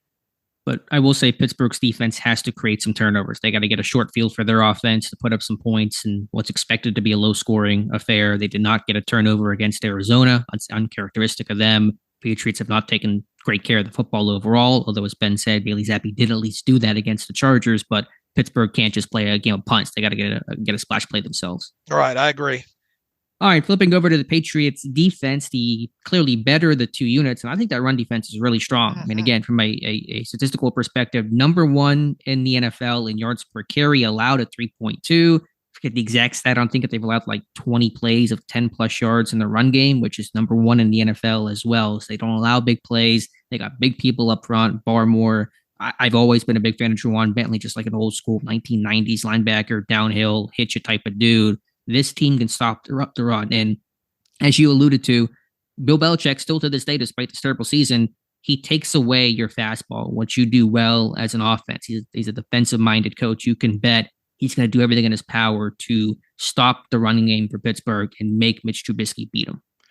I agree, but I you would agree with this as well too. It doesn't mean you automatically go away from what you've been doing well. I think you just mix up. You'll try to take something off or add a little bit to your fastball, or get a little bit more movement on it, if you will. I think a guy like Jaylen Warren, it could be the medicine that you need in this one in the running game, because the longer it takes to play to develop against that run front, the better they are, I think. Once again, I'm with you. Their defensive front is strong. I wouldn't mind trying to run at White over there when he's in the game, to be honest with you. But I try to block this up, and I try to get Jaylen Warren through the hole on quickly. I think that's the way that you run the football on this front, is get to the hole quickly before some of these defensive linemen and linebackers can get off their blocks. If the Steelers are going to have any success in the running game, I theorize that it might come via some Jaylen Warren carries. I'm with you. No, I agree. Pittsburgh cannot get away from the run game. They have to run the ball. They do not win games in which they are unable to run the football. But my concern is it's going to be a challenge, and they're going to have to come up with some sort of scheme. It's going to be really important for Pat Meyer, the O-line coach and kind of de facto run game coordinator, and Eddie Faulkner as well, given his run game background, to have a good plan. I don't know exactly what the answer is to win in the run game beyond execution. And Pittsburgh's run game, of course, has been humming. So it's kind of just keep doing what you're doing and make sure you execute. But you're facing a much better run defense than you faced against the Bengals and the Cardinals and those type of units. This is a unit that can really stop the run and will be equipped and schemed specifically to stop the run. So Pittsburgh can't run the ball if they really have inconsistency running the ball. Then you're getting Trubisky in some third and longs. You're getting some bad third down situations to be in, and then you start worrying about the turnovers and field position, those types of things. Great. It'd be a great week to use a little bit more under center stuff and some play action off of that, I think, with a guy like Trubisky. Try to lull them, because the Patriots are going to try to do the same thing, I think, on offense. Try to lull you to sleep with some of those interior runs, and And then if they get in a situation where they're in 2nd and 4, 2nd and 3, play action and have a quick hitter somewhere to hopefully get some yards after the catch. I think the Steelers should be trying to do that on the offensive side of the football as well too, and make it seem less obvious by putting a guy like Trubisky under center. Mm-hmm. Plus, you eliminate the long snap. True. The shotgun snap. So, I mean, are we going to see 12, 13 play action under center type plays? No, I'm not calling for that. But I think if you do get in a manageable ahead of the sticks type situation, that would be the perfect opportunity to do that and hopefully try to get some of those linebackers to suck up and bite on that to maybe hit a guy like Freiermuth over the middle or something. Sure, I'm with you there. Coverage-wise, I'm still going through some of my film study. You might be able to speak to it better than I can. I think more zone than man, some cover one rubber, in some third down situations. There's still kind of a man or zone match principle type team, the whole Belichick, Saban tree. So you're going to get, matchup zone type stuff. But as Ben said, with some of the injuries, losing Gonzalez and J.C. Jackson being a shell of his, self, the secondary can certainly be attacked. Yeah, they do a 4-man rush. It looks like, according to SIS, 62% of the time. They blitz 30% of the time, which I think usage-wise ranks them 7th in the league. So they'll mug, and probably 7 times out of 10 when they mug, somebody's coming there. They'll bring guys off the edges and things like that to try to disrupt the passing game. I'm with what Ben said. I think you got to take your chances on the outside. I think they match up very, very. Now they have some talented safeties still in Jabril Peppers and Kyle Duggar.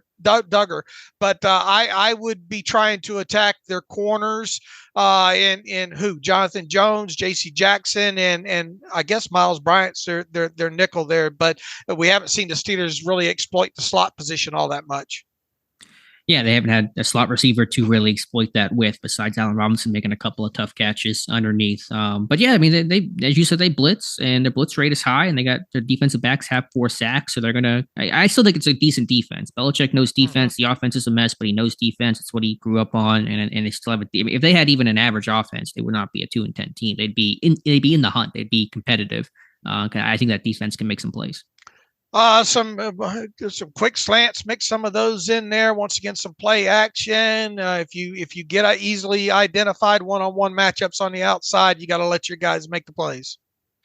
And then on special teams, I think really important here. Anytime you're in low scoring, close games, which is one likely to be, special teams is really going to matter. Field position is going to matter. Pittsburgh has lost that battle, and they've had penalties the last couple of weeks as well. So, Boz has to make his kicks. Harvin has to be better. Harvin's numbers the last couple of weeks have been among the worst in football in terms of his average. The penalties have to be cleaned up, and the Patriots have to be on their P's and Q's as well. Their kicker, Chatter Islands, he's, as Ben said, kind of in danger of at least being benched or no longer being the starting kicker. He missed a 35-yarder that would have tied the game against the Giants. They lost that game because of that. So they brought in, I think, actually Matthew Wright, I want to say, on their practice squad right now. Not that I expect him to play in this game, but ex-Steelers kicker maybe taking over there. So special teams, I think, becomes really, really critical in these low-scoring, close type of games. If I'm Bill Belichick, I don't know if he'll do this or not. I think seriously of maybe elevating Matthew Wright and letting him kick in this game because he knows the knows the confines, if you will, and he can make some, because of a 43-yard field goal in this game could win the game, right? And sure. You got a guy in Ryland who's struggling, who knows he's struggling, who knows the heat's probably on him. Thursday night, kicking at Acrisure's no picnic anyway. So I might try to outthink myself if I'm Bill Belichick and do something like have Matthew Wright up kicking for me in this game, but a lot different than what you were talking about last week when it comes to kickers, right? With Matt Prater being the Cardinals' weapon and his leg, sure, absolutely, it's a big change. I think the weather at least is going to be decent in Pittsburgh tomorrow. If there was maybe really bad weather, maybe I think I'd be more inclined to go with Wright, to somebody that's kind of kicked in those conditions. But either way, I expect Ryland to be the kicker. It just, can he make his kicks? All right. Any final thoughts here with the Patriots? I'm just worried about the run defense the Patriots have, which is really strong, and their tight ends offensively. Those two things I think could actually give Pittsburgh some problems. I would agree. And whoever can register the most explosive plays and maybe get the extra turnover or two could be the difference in this game. Protect the football. It's a race for the first to 10 points, it feels like. First one to get there might win this one. We'll make the rest of our predictions here from my bookie on Friday. But, Dave, I guess we'll jump right on into it here. Prediction. Should I go first? I'm usually first, so I'll give Why don't you let me go first in this one here? Where is let me pull out my sheet here real quick. You got any extra thoughts here? I'm interested in your score. You always give the odd number. This is a good week for an odd number type of game. As Ben said, kind of a 9-3 type situation. I wonder how close you're going to have this game predicted and just the actual numbers for each side. Well, I'm cheating this week because the script has been released. I did see that. Yeah. The script has been leaked on Reddit, according to a user here, and I believe it. I'm going with it. Again, I shouldn't go with this, but look, if the signs are there for you, you might as well take them. I wanted to beat you to the score prediction because I had a feeling you might try to beat me to it. Steelers win this one 20-16. 36 total points in this one. I don't know how they do it. Maybe a defensive touchdown or something along those lines. Maybe there's a defensive touchdown for each team in this one. And I think Vegas and the Lions are begging you to still, they're trying to bait you into taking this under. So I'm going to go over in this one. 36 total points in this one. I bet this game ends up being a little bit better than what we're predicting it to be. 2016 Steelers win, and I'm going to end up regretting that. For those who are not terminally online like we are, the script was what? Inside the stadium, they had just posted a 20-16 score. And I don't know how current that is or what. That could be 4 years old for all I know. But it said it was there were 86 minutes left in the fourth quarter, so I don't know how accurate everything on that stadium shot was. I'm just taking it as a sign. I need some sort of sign here, Alex. All right. Well, I'll take it. A win is a win. Take it any way you can get it. To me, must win. You can't lose this game. You can't drop to 7-6. You can't have a long weekend while the rest of the AFC passes you by. You can't drop the back-to-back 2-win teams or 2-10. I mean, it might break this locker room if that happens. But I was confident against the Cardinals, and I regret that. And I shouldn't have been as confident as I was at high-scoring game prediction, and that was woefully fell flat. So maybe I'm a little stunned by that. But I got Pittsburgh winning this game, but it's going to be just an ugly nail-biter win, 17-14 in overtime. An overtime Thursday night game. Al Michael will love you for that. Grumpy Al, full force, 100%. He'll make some comments about, extra football between these two teams. Can't wait, as Kirk just laughs and tries to move along. But 17-14 in overtime. I think Pittsburgh will have some issues running the football. I'm just worried about Gesicki and Henry making plays, and just typical Pittsburgh to kind of make the Patriots look better than they actually are. So that's my prediction in this one. All right. So we both, the over-under right now on mybookie.ag is 30 points in this game. Could this go to 29.5 by kickoff? I guess the weather could determine that. So I believe both of us have this going over 30 points, and I believe we both have the Steelers winning, and we both have the Patriots covering because the line is the Steelers by 6 in this one. Yeah. So, or I would have it, I guess, as a push then. No, you're 20-16. No, you got them covering. Yeah, I got them covered.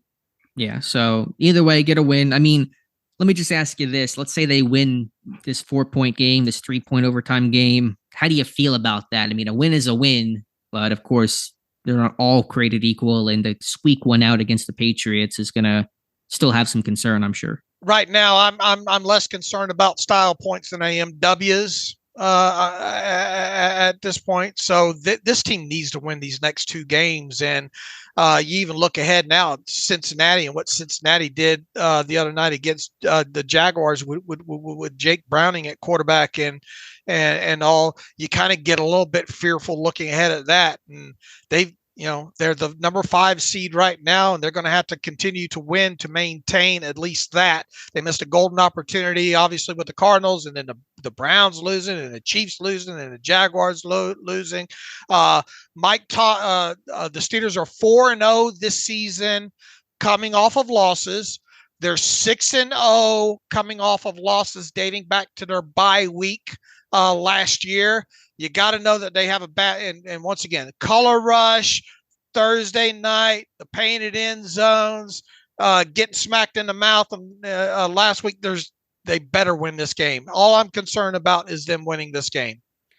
That's fair. That's totally understandable because, I know that a couple weeks ago we looked at the schedule and said it's looking pretty favorable for Pittsburgh. Then they lose to Arizona. The Patriots will see, but every other team they're playing the rest of the way after the Patriots game is 500 or better. The Bengals are 6-6. The Colts are 7-5. People have to understand they're 7-5. Seattle 6-6.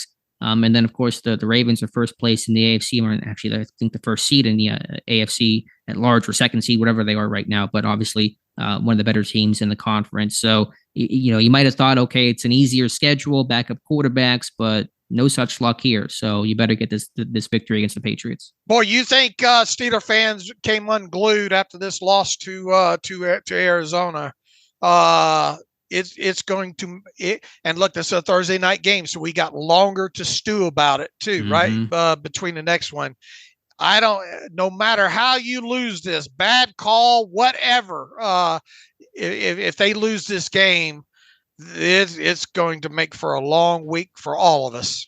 We're going to move to Albuquerque, you and I, Dave, if they lose this game, and just say, all right, well, we'll see you next year. We're going to sit there and move to Albuquerque and fill up on pistachios and all like that. That sounds like a plan. I'll take it. All right, Dave, any final thoughts here? Do we get some reader emails and close out today's show? All right, let's do it here. Let me sort this out real quick for us. We are looking at Adam Gesk writes back in. Would love to hear both of you weigh in on the idea amongst some fans that the problem isn't coaching, the problem is execution. My opinion is that execution is very obviously on both. If a guy doesn't execute, the coach should coach him up or change the scheme to lean on the things the players do well, or replace the players with backups. If the players aren't good enough, the coach should be working with the GM to make changes. I don't believe for a second that Tomlin hasn't had a hand in selecting these players. He constantly talks about why he wanted these guys, from Kenny to Najee to Kendrick Green being a day one starter. I just flat out do not understand the idea that coaches coach and players play, and therefore that the players just have to execute. I've never seen Andy Reid or Kyle Shanahan make any plays, and yet again, it looks like a great shot there right back in the championship game as usual. So he's boiling this down to if execution is the problem, then that goes back to the coaches. Yeah, it's always, to me, a mix of both. It's never just the players or just the coaches. And I think the really salient point there is if the execution issues continue, then eventually you got to put that on the coaches for either not making the changes or adjustments or whatever the case is they have to do to get this team right. So, I mean, just big picture, this offense, Dave, has been bad for years. It's this is not an isolated 1 year type of thing, and it's getting worse, not better. And that becomes more of an organizational thing the longer this problem persists. I don't know how much of a level he wants me to put it on it, but yeah, if execution is continually a problem, especially some of the things that we're talking about, the things that shouldn't, if it can be chalked up more to execution in personnel and things of that, stuff that you would expect to see in September versus December. The coaches have got to wear a lot of that. If it's a guy missing a block or something, or running a wrong route, I mean, that one guy on 11 guys can ruin a play. So is that one player continually do it to do, there, I guess what I'm getting at is there is a balance of who owns what. The thing that you don't want to see is continued execution issues in all areas, because then it's, heavily on both sides there. But I mean, I don't know where to draw the line of execution laying more on a player's side or a coach's side. I believe it's all of it. Yeah, I think from our outsider point of view, it's hard to, compartmentalize that and assign specific blame. I mean, we will analyze the game and players kind of come first because they're on the field and we're able to watch them and see the actual technique and plays they make and plays they don't. But again, I don't like to, broadly sit there and say it's just on the players or just on the coaches. It's always a combination of both. Let's see here. I've got one that Danny keeps sending in. Haven't got to. Thanks for the coverage. Been following the site since 2009. Depot is the best in the business, and it's not even close. Thank you. He says, can you explain why the Steelers will be pushed up to the cap without a franchise quarterback on the roster? I thought once Ben's dead money was done with the team, would have way more to spend. I see teams like San Francisco load up their roster and still remain cap compliant. How is it the Steelers employ signing mid and low level free agents and still run over the cap? My ultimate question is do you think the Steelers will examine their approach to the cap so they can make more significant splash signings or just stick to the status quo? Here's why it's been since the bye week since I did the cap initial cap look ahead to this team in 2024. I mean, you've got a lot of guys that you've recently signed to the bigger contracts there that, the first year those cap hits are a little bit lower, and then you get into the second and third years that those cap numbers start to climb. That's part of it, because who have you given big contracts to recently? Watt, Minka, Alex Highsmith's going to have a larger number next year. Deontay in the final year of his contract, a little bit higher number. You got guys that you re-signed this or even outside free agents, and say Amalo's going to have not a huge cap number, but a cap number higher than his first year. Ogunjobi, second year of his new deal. Those things add up when you start stacking them one on top of the other there. Now, as usual, am I worried about the Steelers? The question becomes, should anybody at this point be concerned about the Steelers cap situation in 2024 as we sit here today? And the short answer to that is and usually is no. They're going to have some decisions to make here. We talked about the guys that have March roster bonuses, Patrick Peterson, Ogunjobi's going to be an interesting decision. At this point, Chakoma Okorafor, and that cap number is going to probably be off the books, right? Mm-hmm. Yeah, I would not expect him to be back in 24. You have Alex Highsmith. You could go to him and get a restructure done on that to bring his cap number down. The Steelers constantly, when it comes to cash and cap, two different situations there, but they usually like this. Now, it'll be interesting to see the cash situation being year one of the 3-year span coming up here. But push comes to shove, they're going to make the necessary moves to trim off the fat of this thing, get cap compliant. But I guess the meat of this question here is do you think the Steelers will examine their approach to the cap so they can make more significant splash signings or just stick to the status quo? It would have last year was fairly busy with free agency, right? I would say the last 2 off seasons have been, yeah. Now, are they going to go? If Danny would have asked the question, would we expect them to go up over the top? In other words, sign a top 2 or top 3 free agent at any one position. I don't expect them to do that.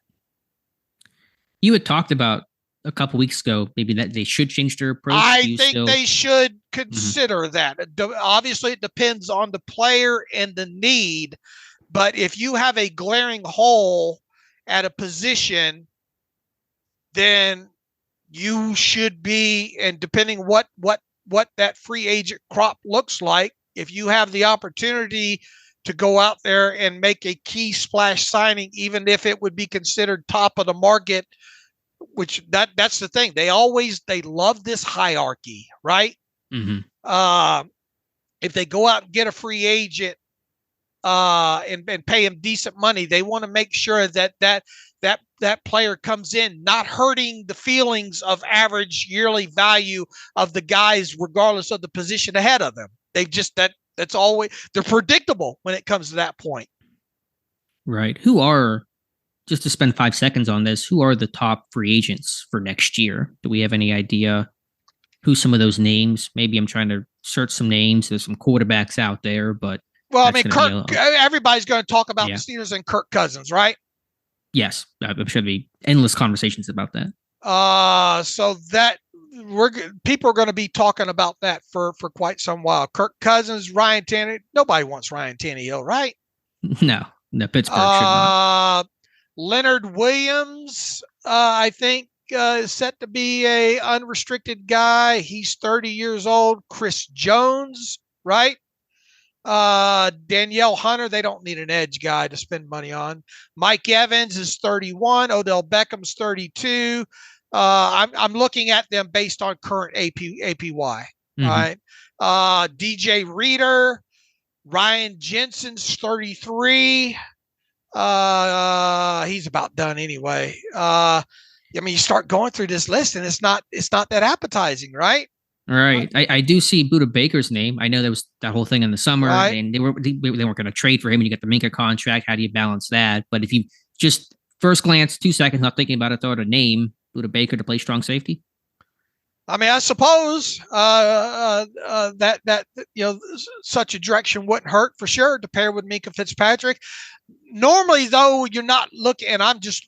Once again, this list on Over the Cap is sorted by current APY, which means these guys are already coming off of big contracts. Where the sweet spot is the guy that's going that might not get franchise tag that's coming off his first contract, right? Right. We're getting him in like the prime of his career. But you're going to have to pay through the nose positionally because he's a prime candidate, and I'm struggling at finding a guy that even kind of fit that. Yeah, we'll take more time to talk about it, obviously, later, but just may not be the most attractive crop of free agents. Then, of course, guys are going to re-sign and get tagged and et cetera, which will shrink the pool. Maybe they will surprise us, but unless you go out and get and look, you talked about Buda Baker. He wants to be one of the top paid safeties in the league, right? So that would be an outside the box kind of Steelers thing to go out and get a strong safety paid top of the market value to get a guy like that. It would, yeah. Just I guess if we're going to speculate, then speculate about them doing something different. Then there's an idea. Of course, I can already hear the Colin Cowherd takes. Oh, they just keep spending on defense. So right, there's that as well. I mean, outside of going out and getting, let's say, whatever side Broderick Jones doesn't play. As far as tackle would be one position that there will be a push from the fan base to go spend money on. I can see that. Quarterback is going to, like it or not, fans are going to talk about the quarterback position. Where else on offense though are you going to go? People are going to say go sign X receiver. They're not going to go out and sign a top of the market value wide receiver. Probably not, although I think this team very much strongly needs a slot receiver in some capacity for agency draft. I mean, they're getting no production there the last 2 seasons. And then what about defense? Are you tired of them going, even if they went out and got a top of the market inside linebacker? Would that, or do you want to see them finally attack that via the draft? I prefer the draft, but just depends on the name. Holcomb will be back, and Roberts should be back on that 2-year deal. I mean, Alexander probably not off that second career torn Achilles. I think the answer though is drafting long term at that position. All right, and do you expect them to go out and spend money on a top tier corner to play opposite Porter? It's a spot to look at. They need one. They're not cheap though. Top tier corners, of course. But it's something to. Who are the top corners on the market next year? I'd have to look. Yeah, just really quickly here, and I'm not spending any thought on this. Adoree Jackson, Kendall Fuller, Gilmore, and he's getting pretty old. It's not looking like a great list of names out there. What about the Bears kid? Oh yeah, Jalen Johnson. Although, will he get tagged because they signed Sweat, and so they could tag him if they want to? Right. There's that whole conversation. All right, and then the only other position was what you hit on, strong safety. Yeah. So anyway, that's the rabbit hole that we don't need to go down. I took us down. I probably shouldn't have, but we'll see what free agency brings. We'll talk about it when the offseason comes. Kevin Doubleday, been a listener since 2012. Love the show. Appreciate all the work you guys put into making the best Steelers podcast around. Thank you for that. My question concerns Mitchell Trubisky and Mason Rudolph. Would Pickett out for the foreseeable future? Tomlin has said we will roll with Trubisky as a starter. I wanted to ask you, do you believe Mitch has earned his spot based on merit or is a product of his contract and or draft pedigree? I personally have not seen any play from Mitch during his time as a Steeler that makes me believe he is capable of operating the offense at a higher level than Mason. Number two, do you anticipate if Mitch struggles, Mason will be given an opportunity at some point during this stretch? Let's answer the second part first. I think we kind of hit on this maybe in the last show here. If Mitch comes out in this game and looks like he's costing you the game and it doesn't get out of hand, I would consider hooking him. I don't think there's any politics to have to worry about here by hooking Mitch in this game. And even if you go to Mason and Mason falls flat on his face, then you can go back to Mitch without issue the next game here. Do I think Mike Tomlin would have the gumption to do that? My gut says no. Do I think he should consider it? Look, it depends on what it looks like, right? Mm-hmm. If it's 3 interceptions and 2 of them bounce off of a receiver's face mask that should be caught, it depends on what it looks like. But if he's going out there and he's struggling and it's noticeably struggling and you're in a tight game and you're thinking, man, we need a spark here, sure, I would consider giving Mitch the hook. Yeah, I mentioned that, I think, on Monday's show, that this is a must-win game. You cannot lose this game, obviously. And if you're at halftime and things aren't going well and Trubisky's struggling, then you consider a change there. To the question about the merit of it, I mean, I think Trubisky, if you compare the two, is the better player than Rudolph. Obviously, his contract is a reason why he's the number 2 quarterback and is going to get that first look. He's the number 2 quarterback all year, gotten the reps, et cetera, et cetera. So I'm fine with that, but I just am worried about his gunslinger mentality with a team like Pittsburgh that just cannot afford any turnovers.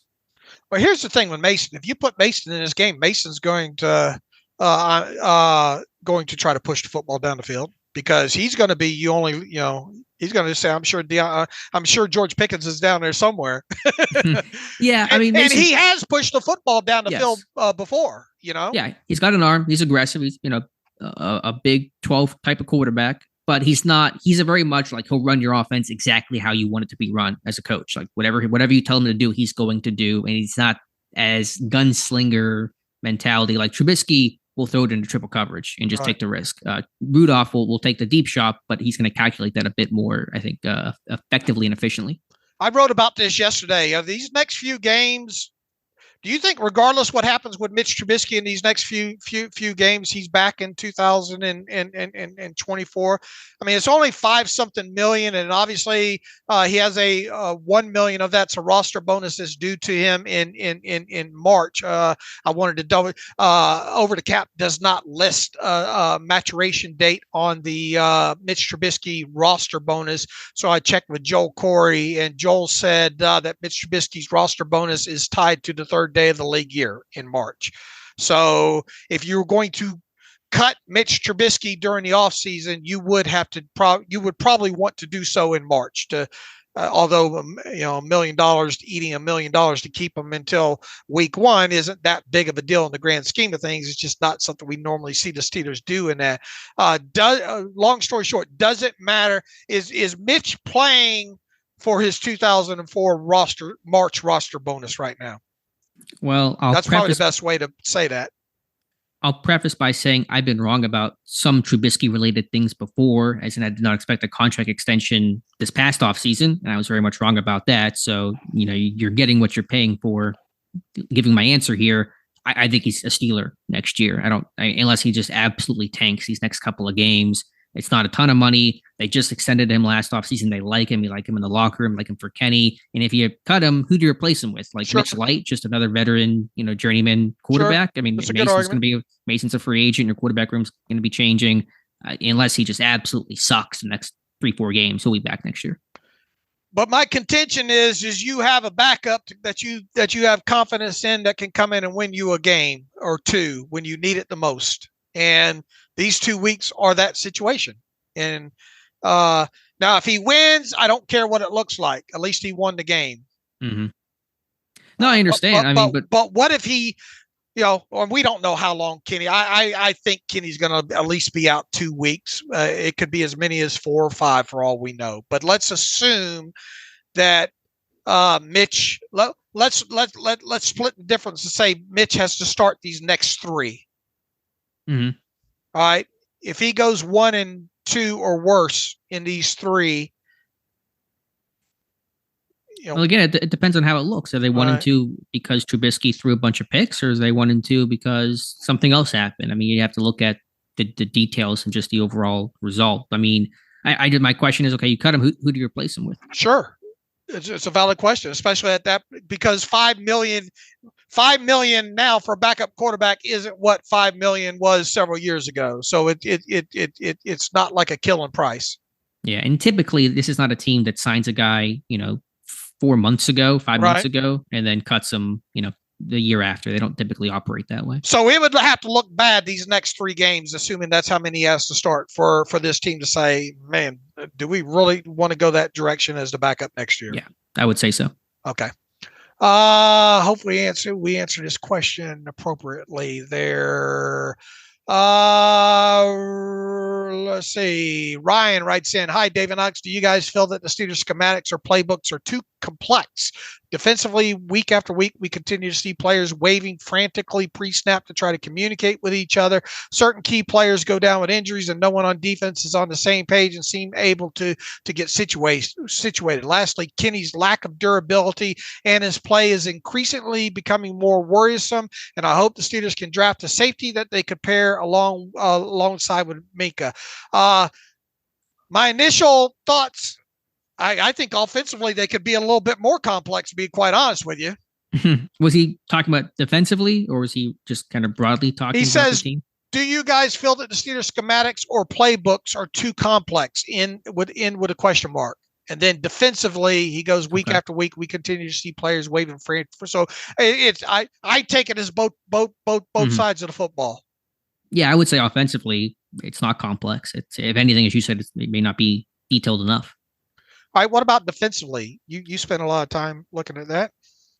They're a more veteran group, and so you kind of get more happening there, and they really try to match personnel by, going with their 3 safety set or 4-4 defense, stuff like that. So you kind of get more of rotation, and it's usually you're reacting there to the offensive personnel, so you're always kind of a step behind getting your guys out there.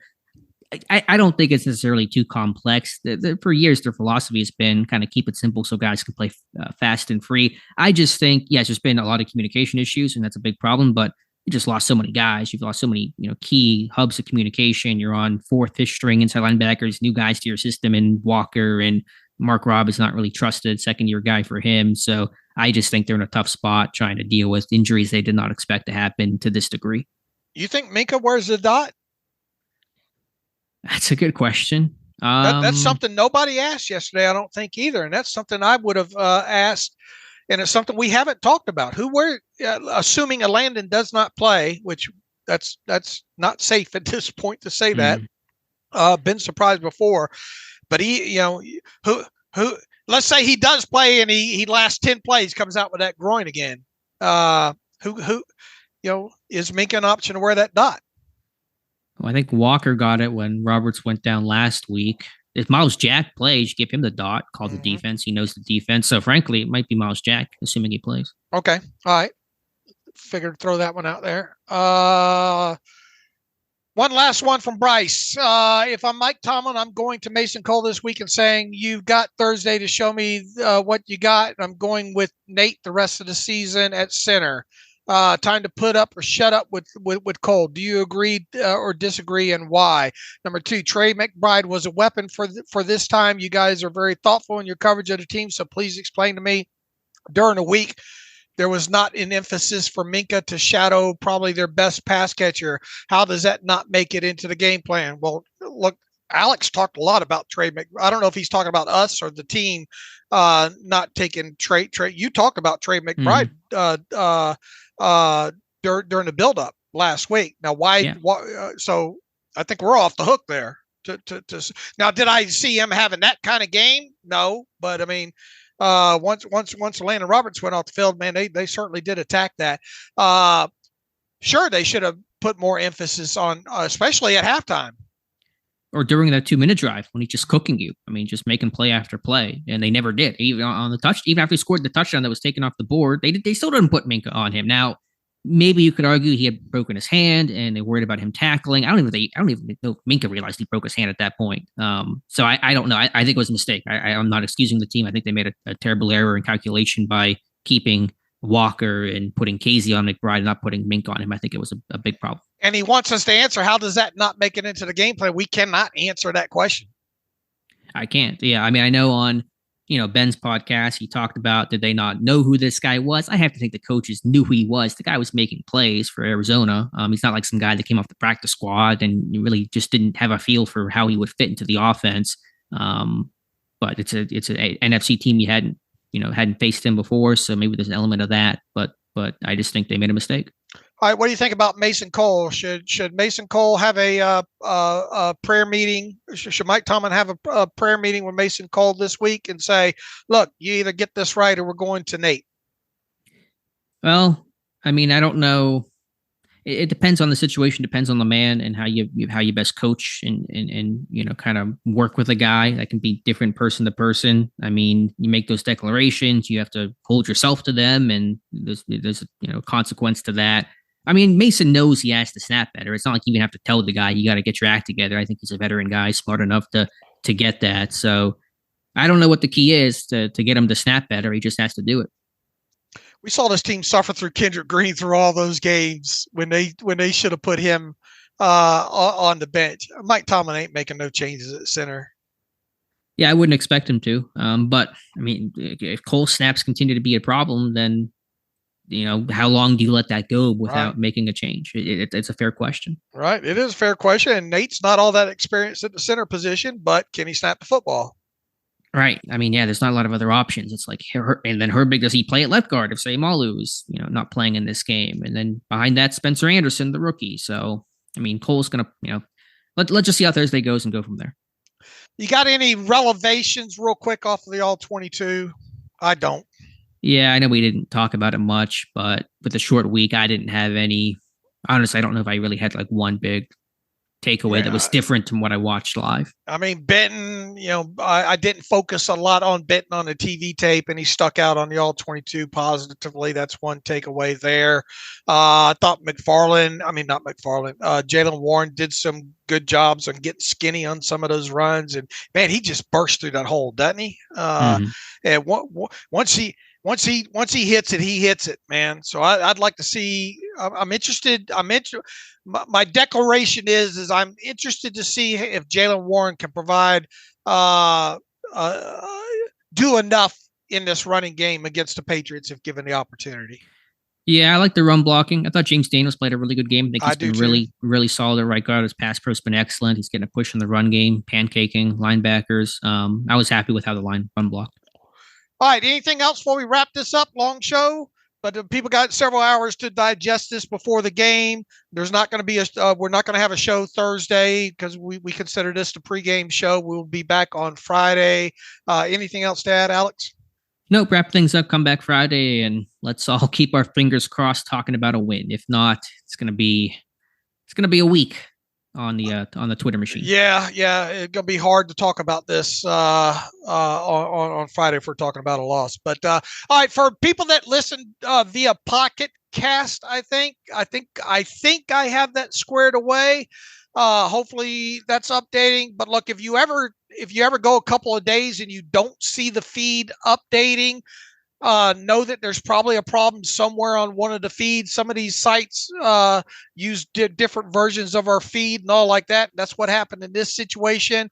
If it's controllable in my power, I try to get it taken care of, but a lot of times it's not, and such was the case in this instance. So I apologize if you've been having problems getting whatever podcast platform you have updating this. If you see it not update, go to Spotify or go to SteelersDepot.com, find a post and try to listen to it that way. So once again, I apologize for that if you've been having issues. Alex and I will be back on Friday. You can follow me on Twitter /X at Steelers Depot. Follow Alex at Alex_Kozora. Follow the show at Terrible Podcast. Email the show, theterriblepodcast@gmail.com. If you like what we do and want to donate to the cause, SteelersDepot.com. Hit the donate button. Also, if you like an ad-free version of the site, SteelersDepot.com. Hit the ad-free button. We appreciate all the support on the site, on the podcast, on the social media platforms. We love you guys, and we wouldn't be doing what we do if you guys weren't supporting us. So as always, thanks for listening to the Terrible Podcast with Dave and Alex.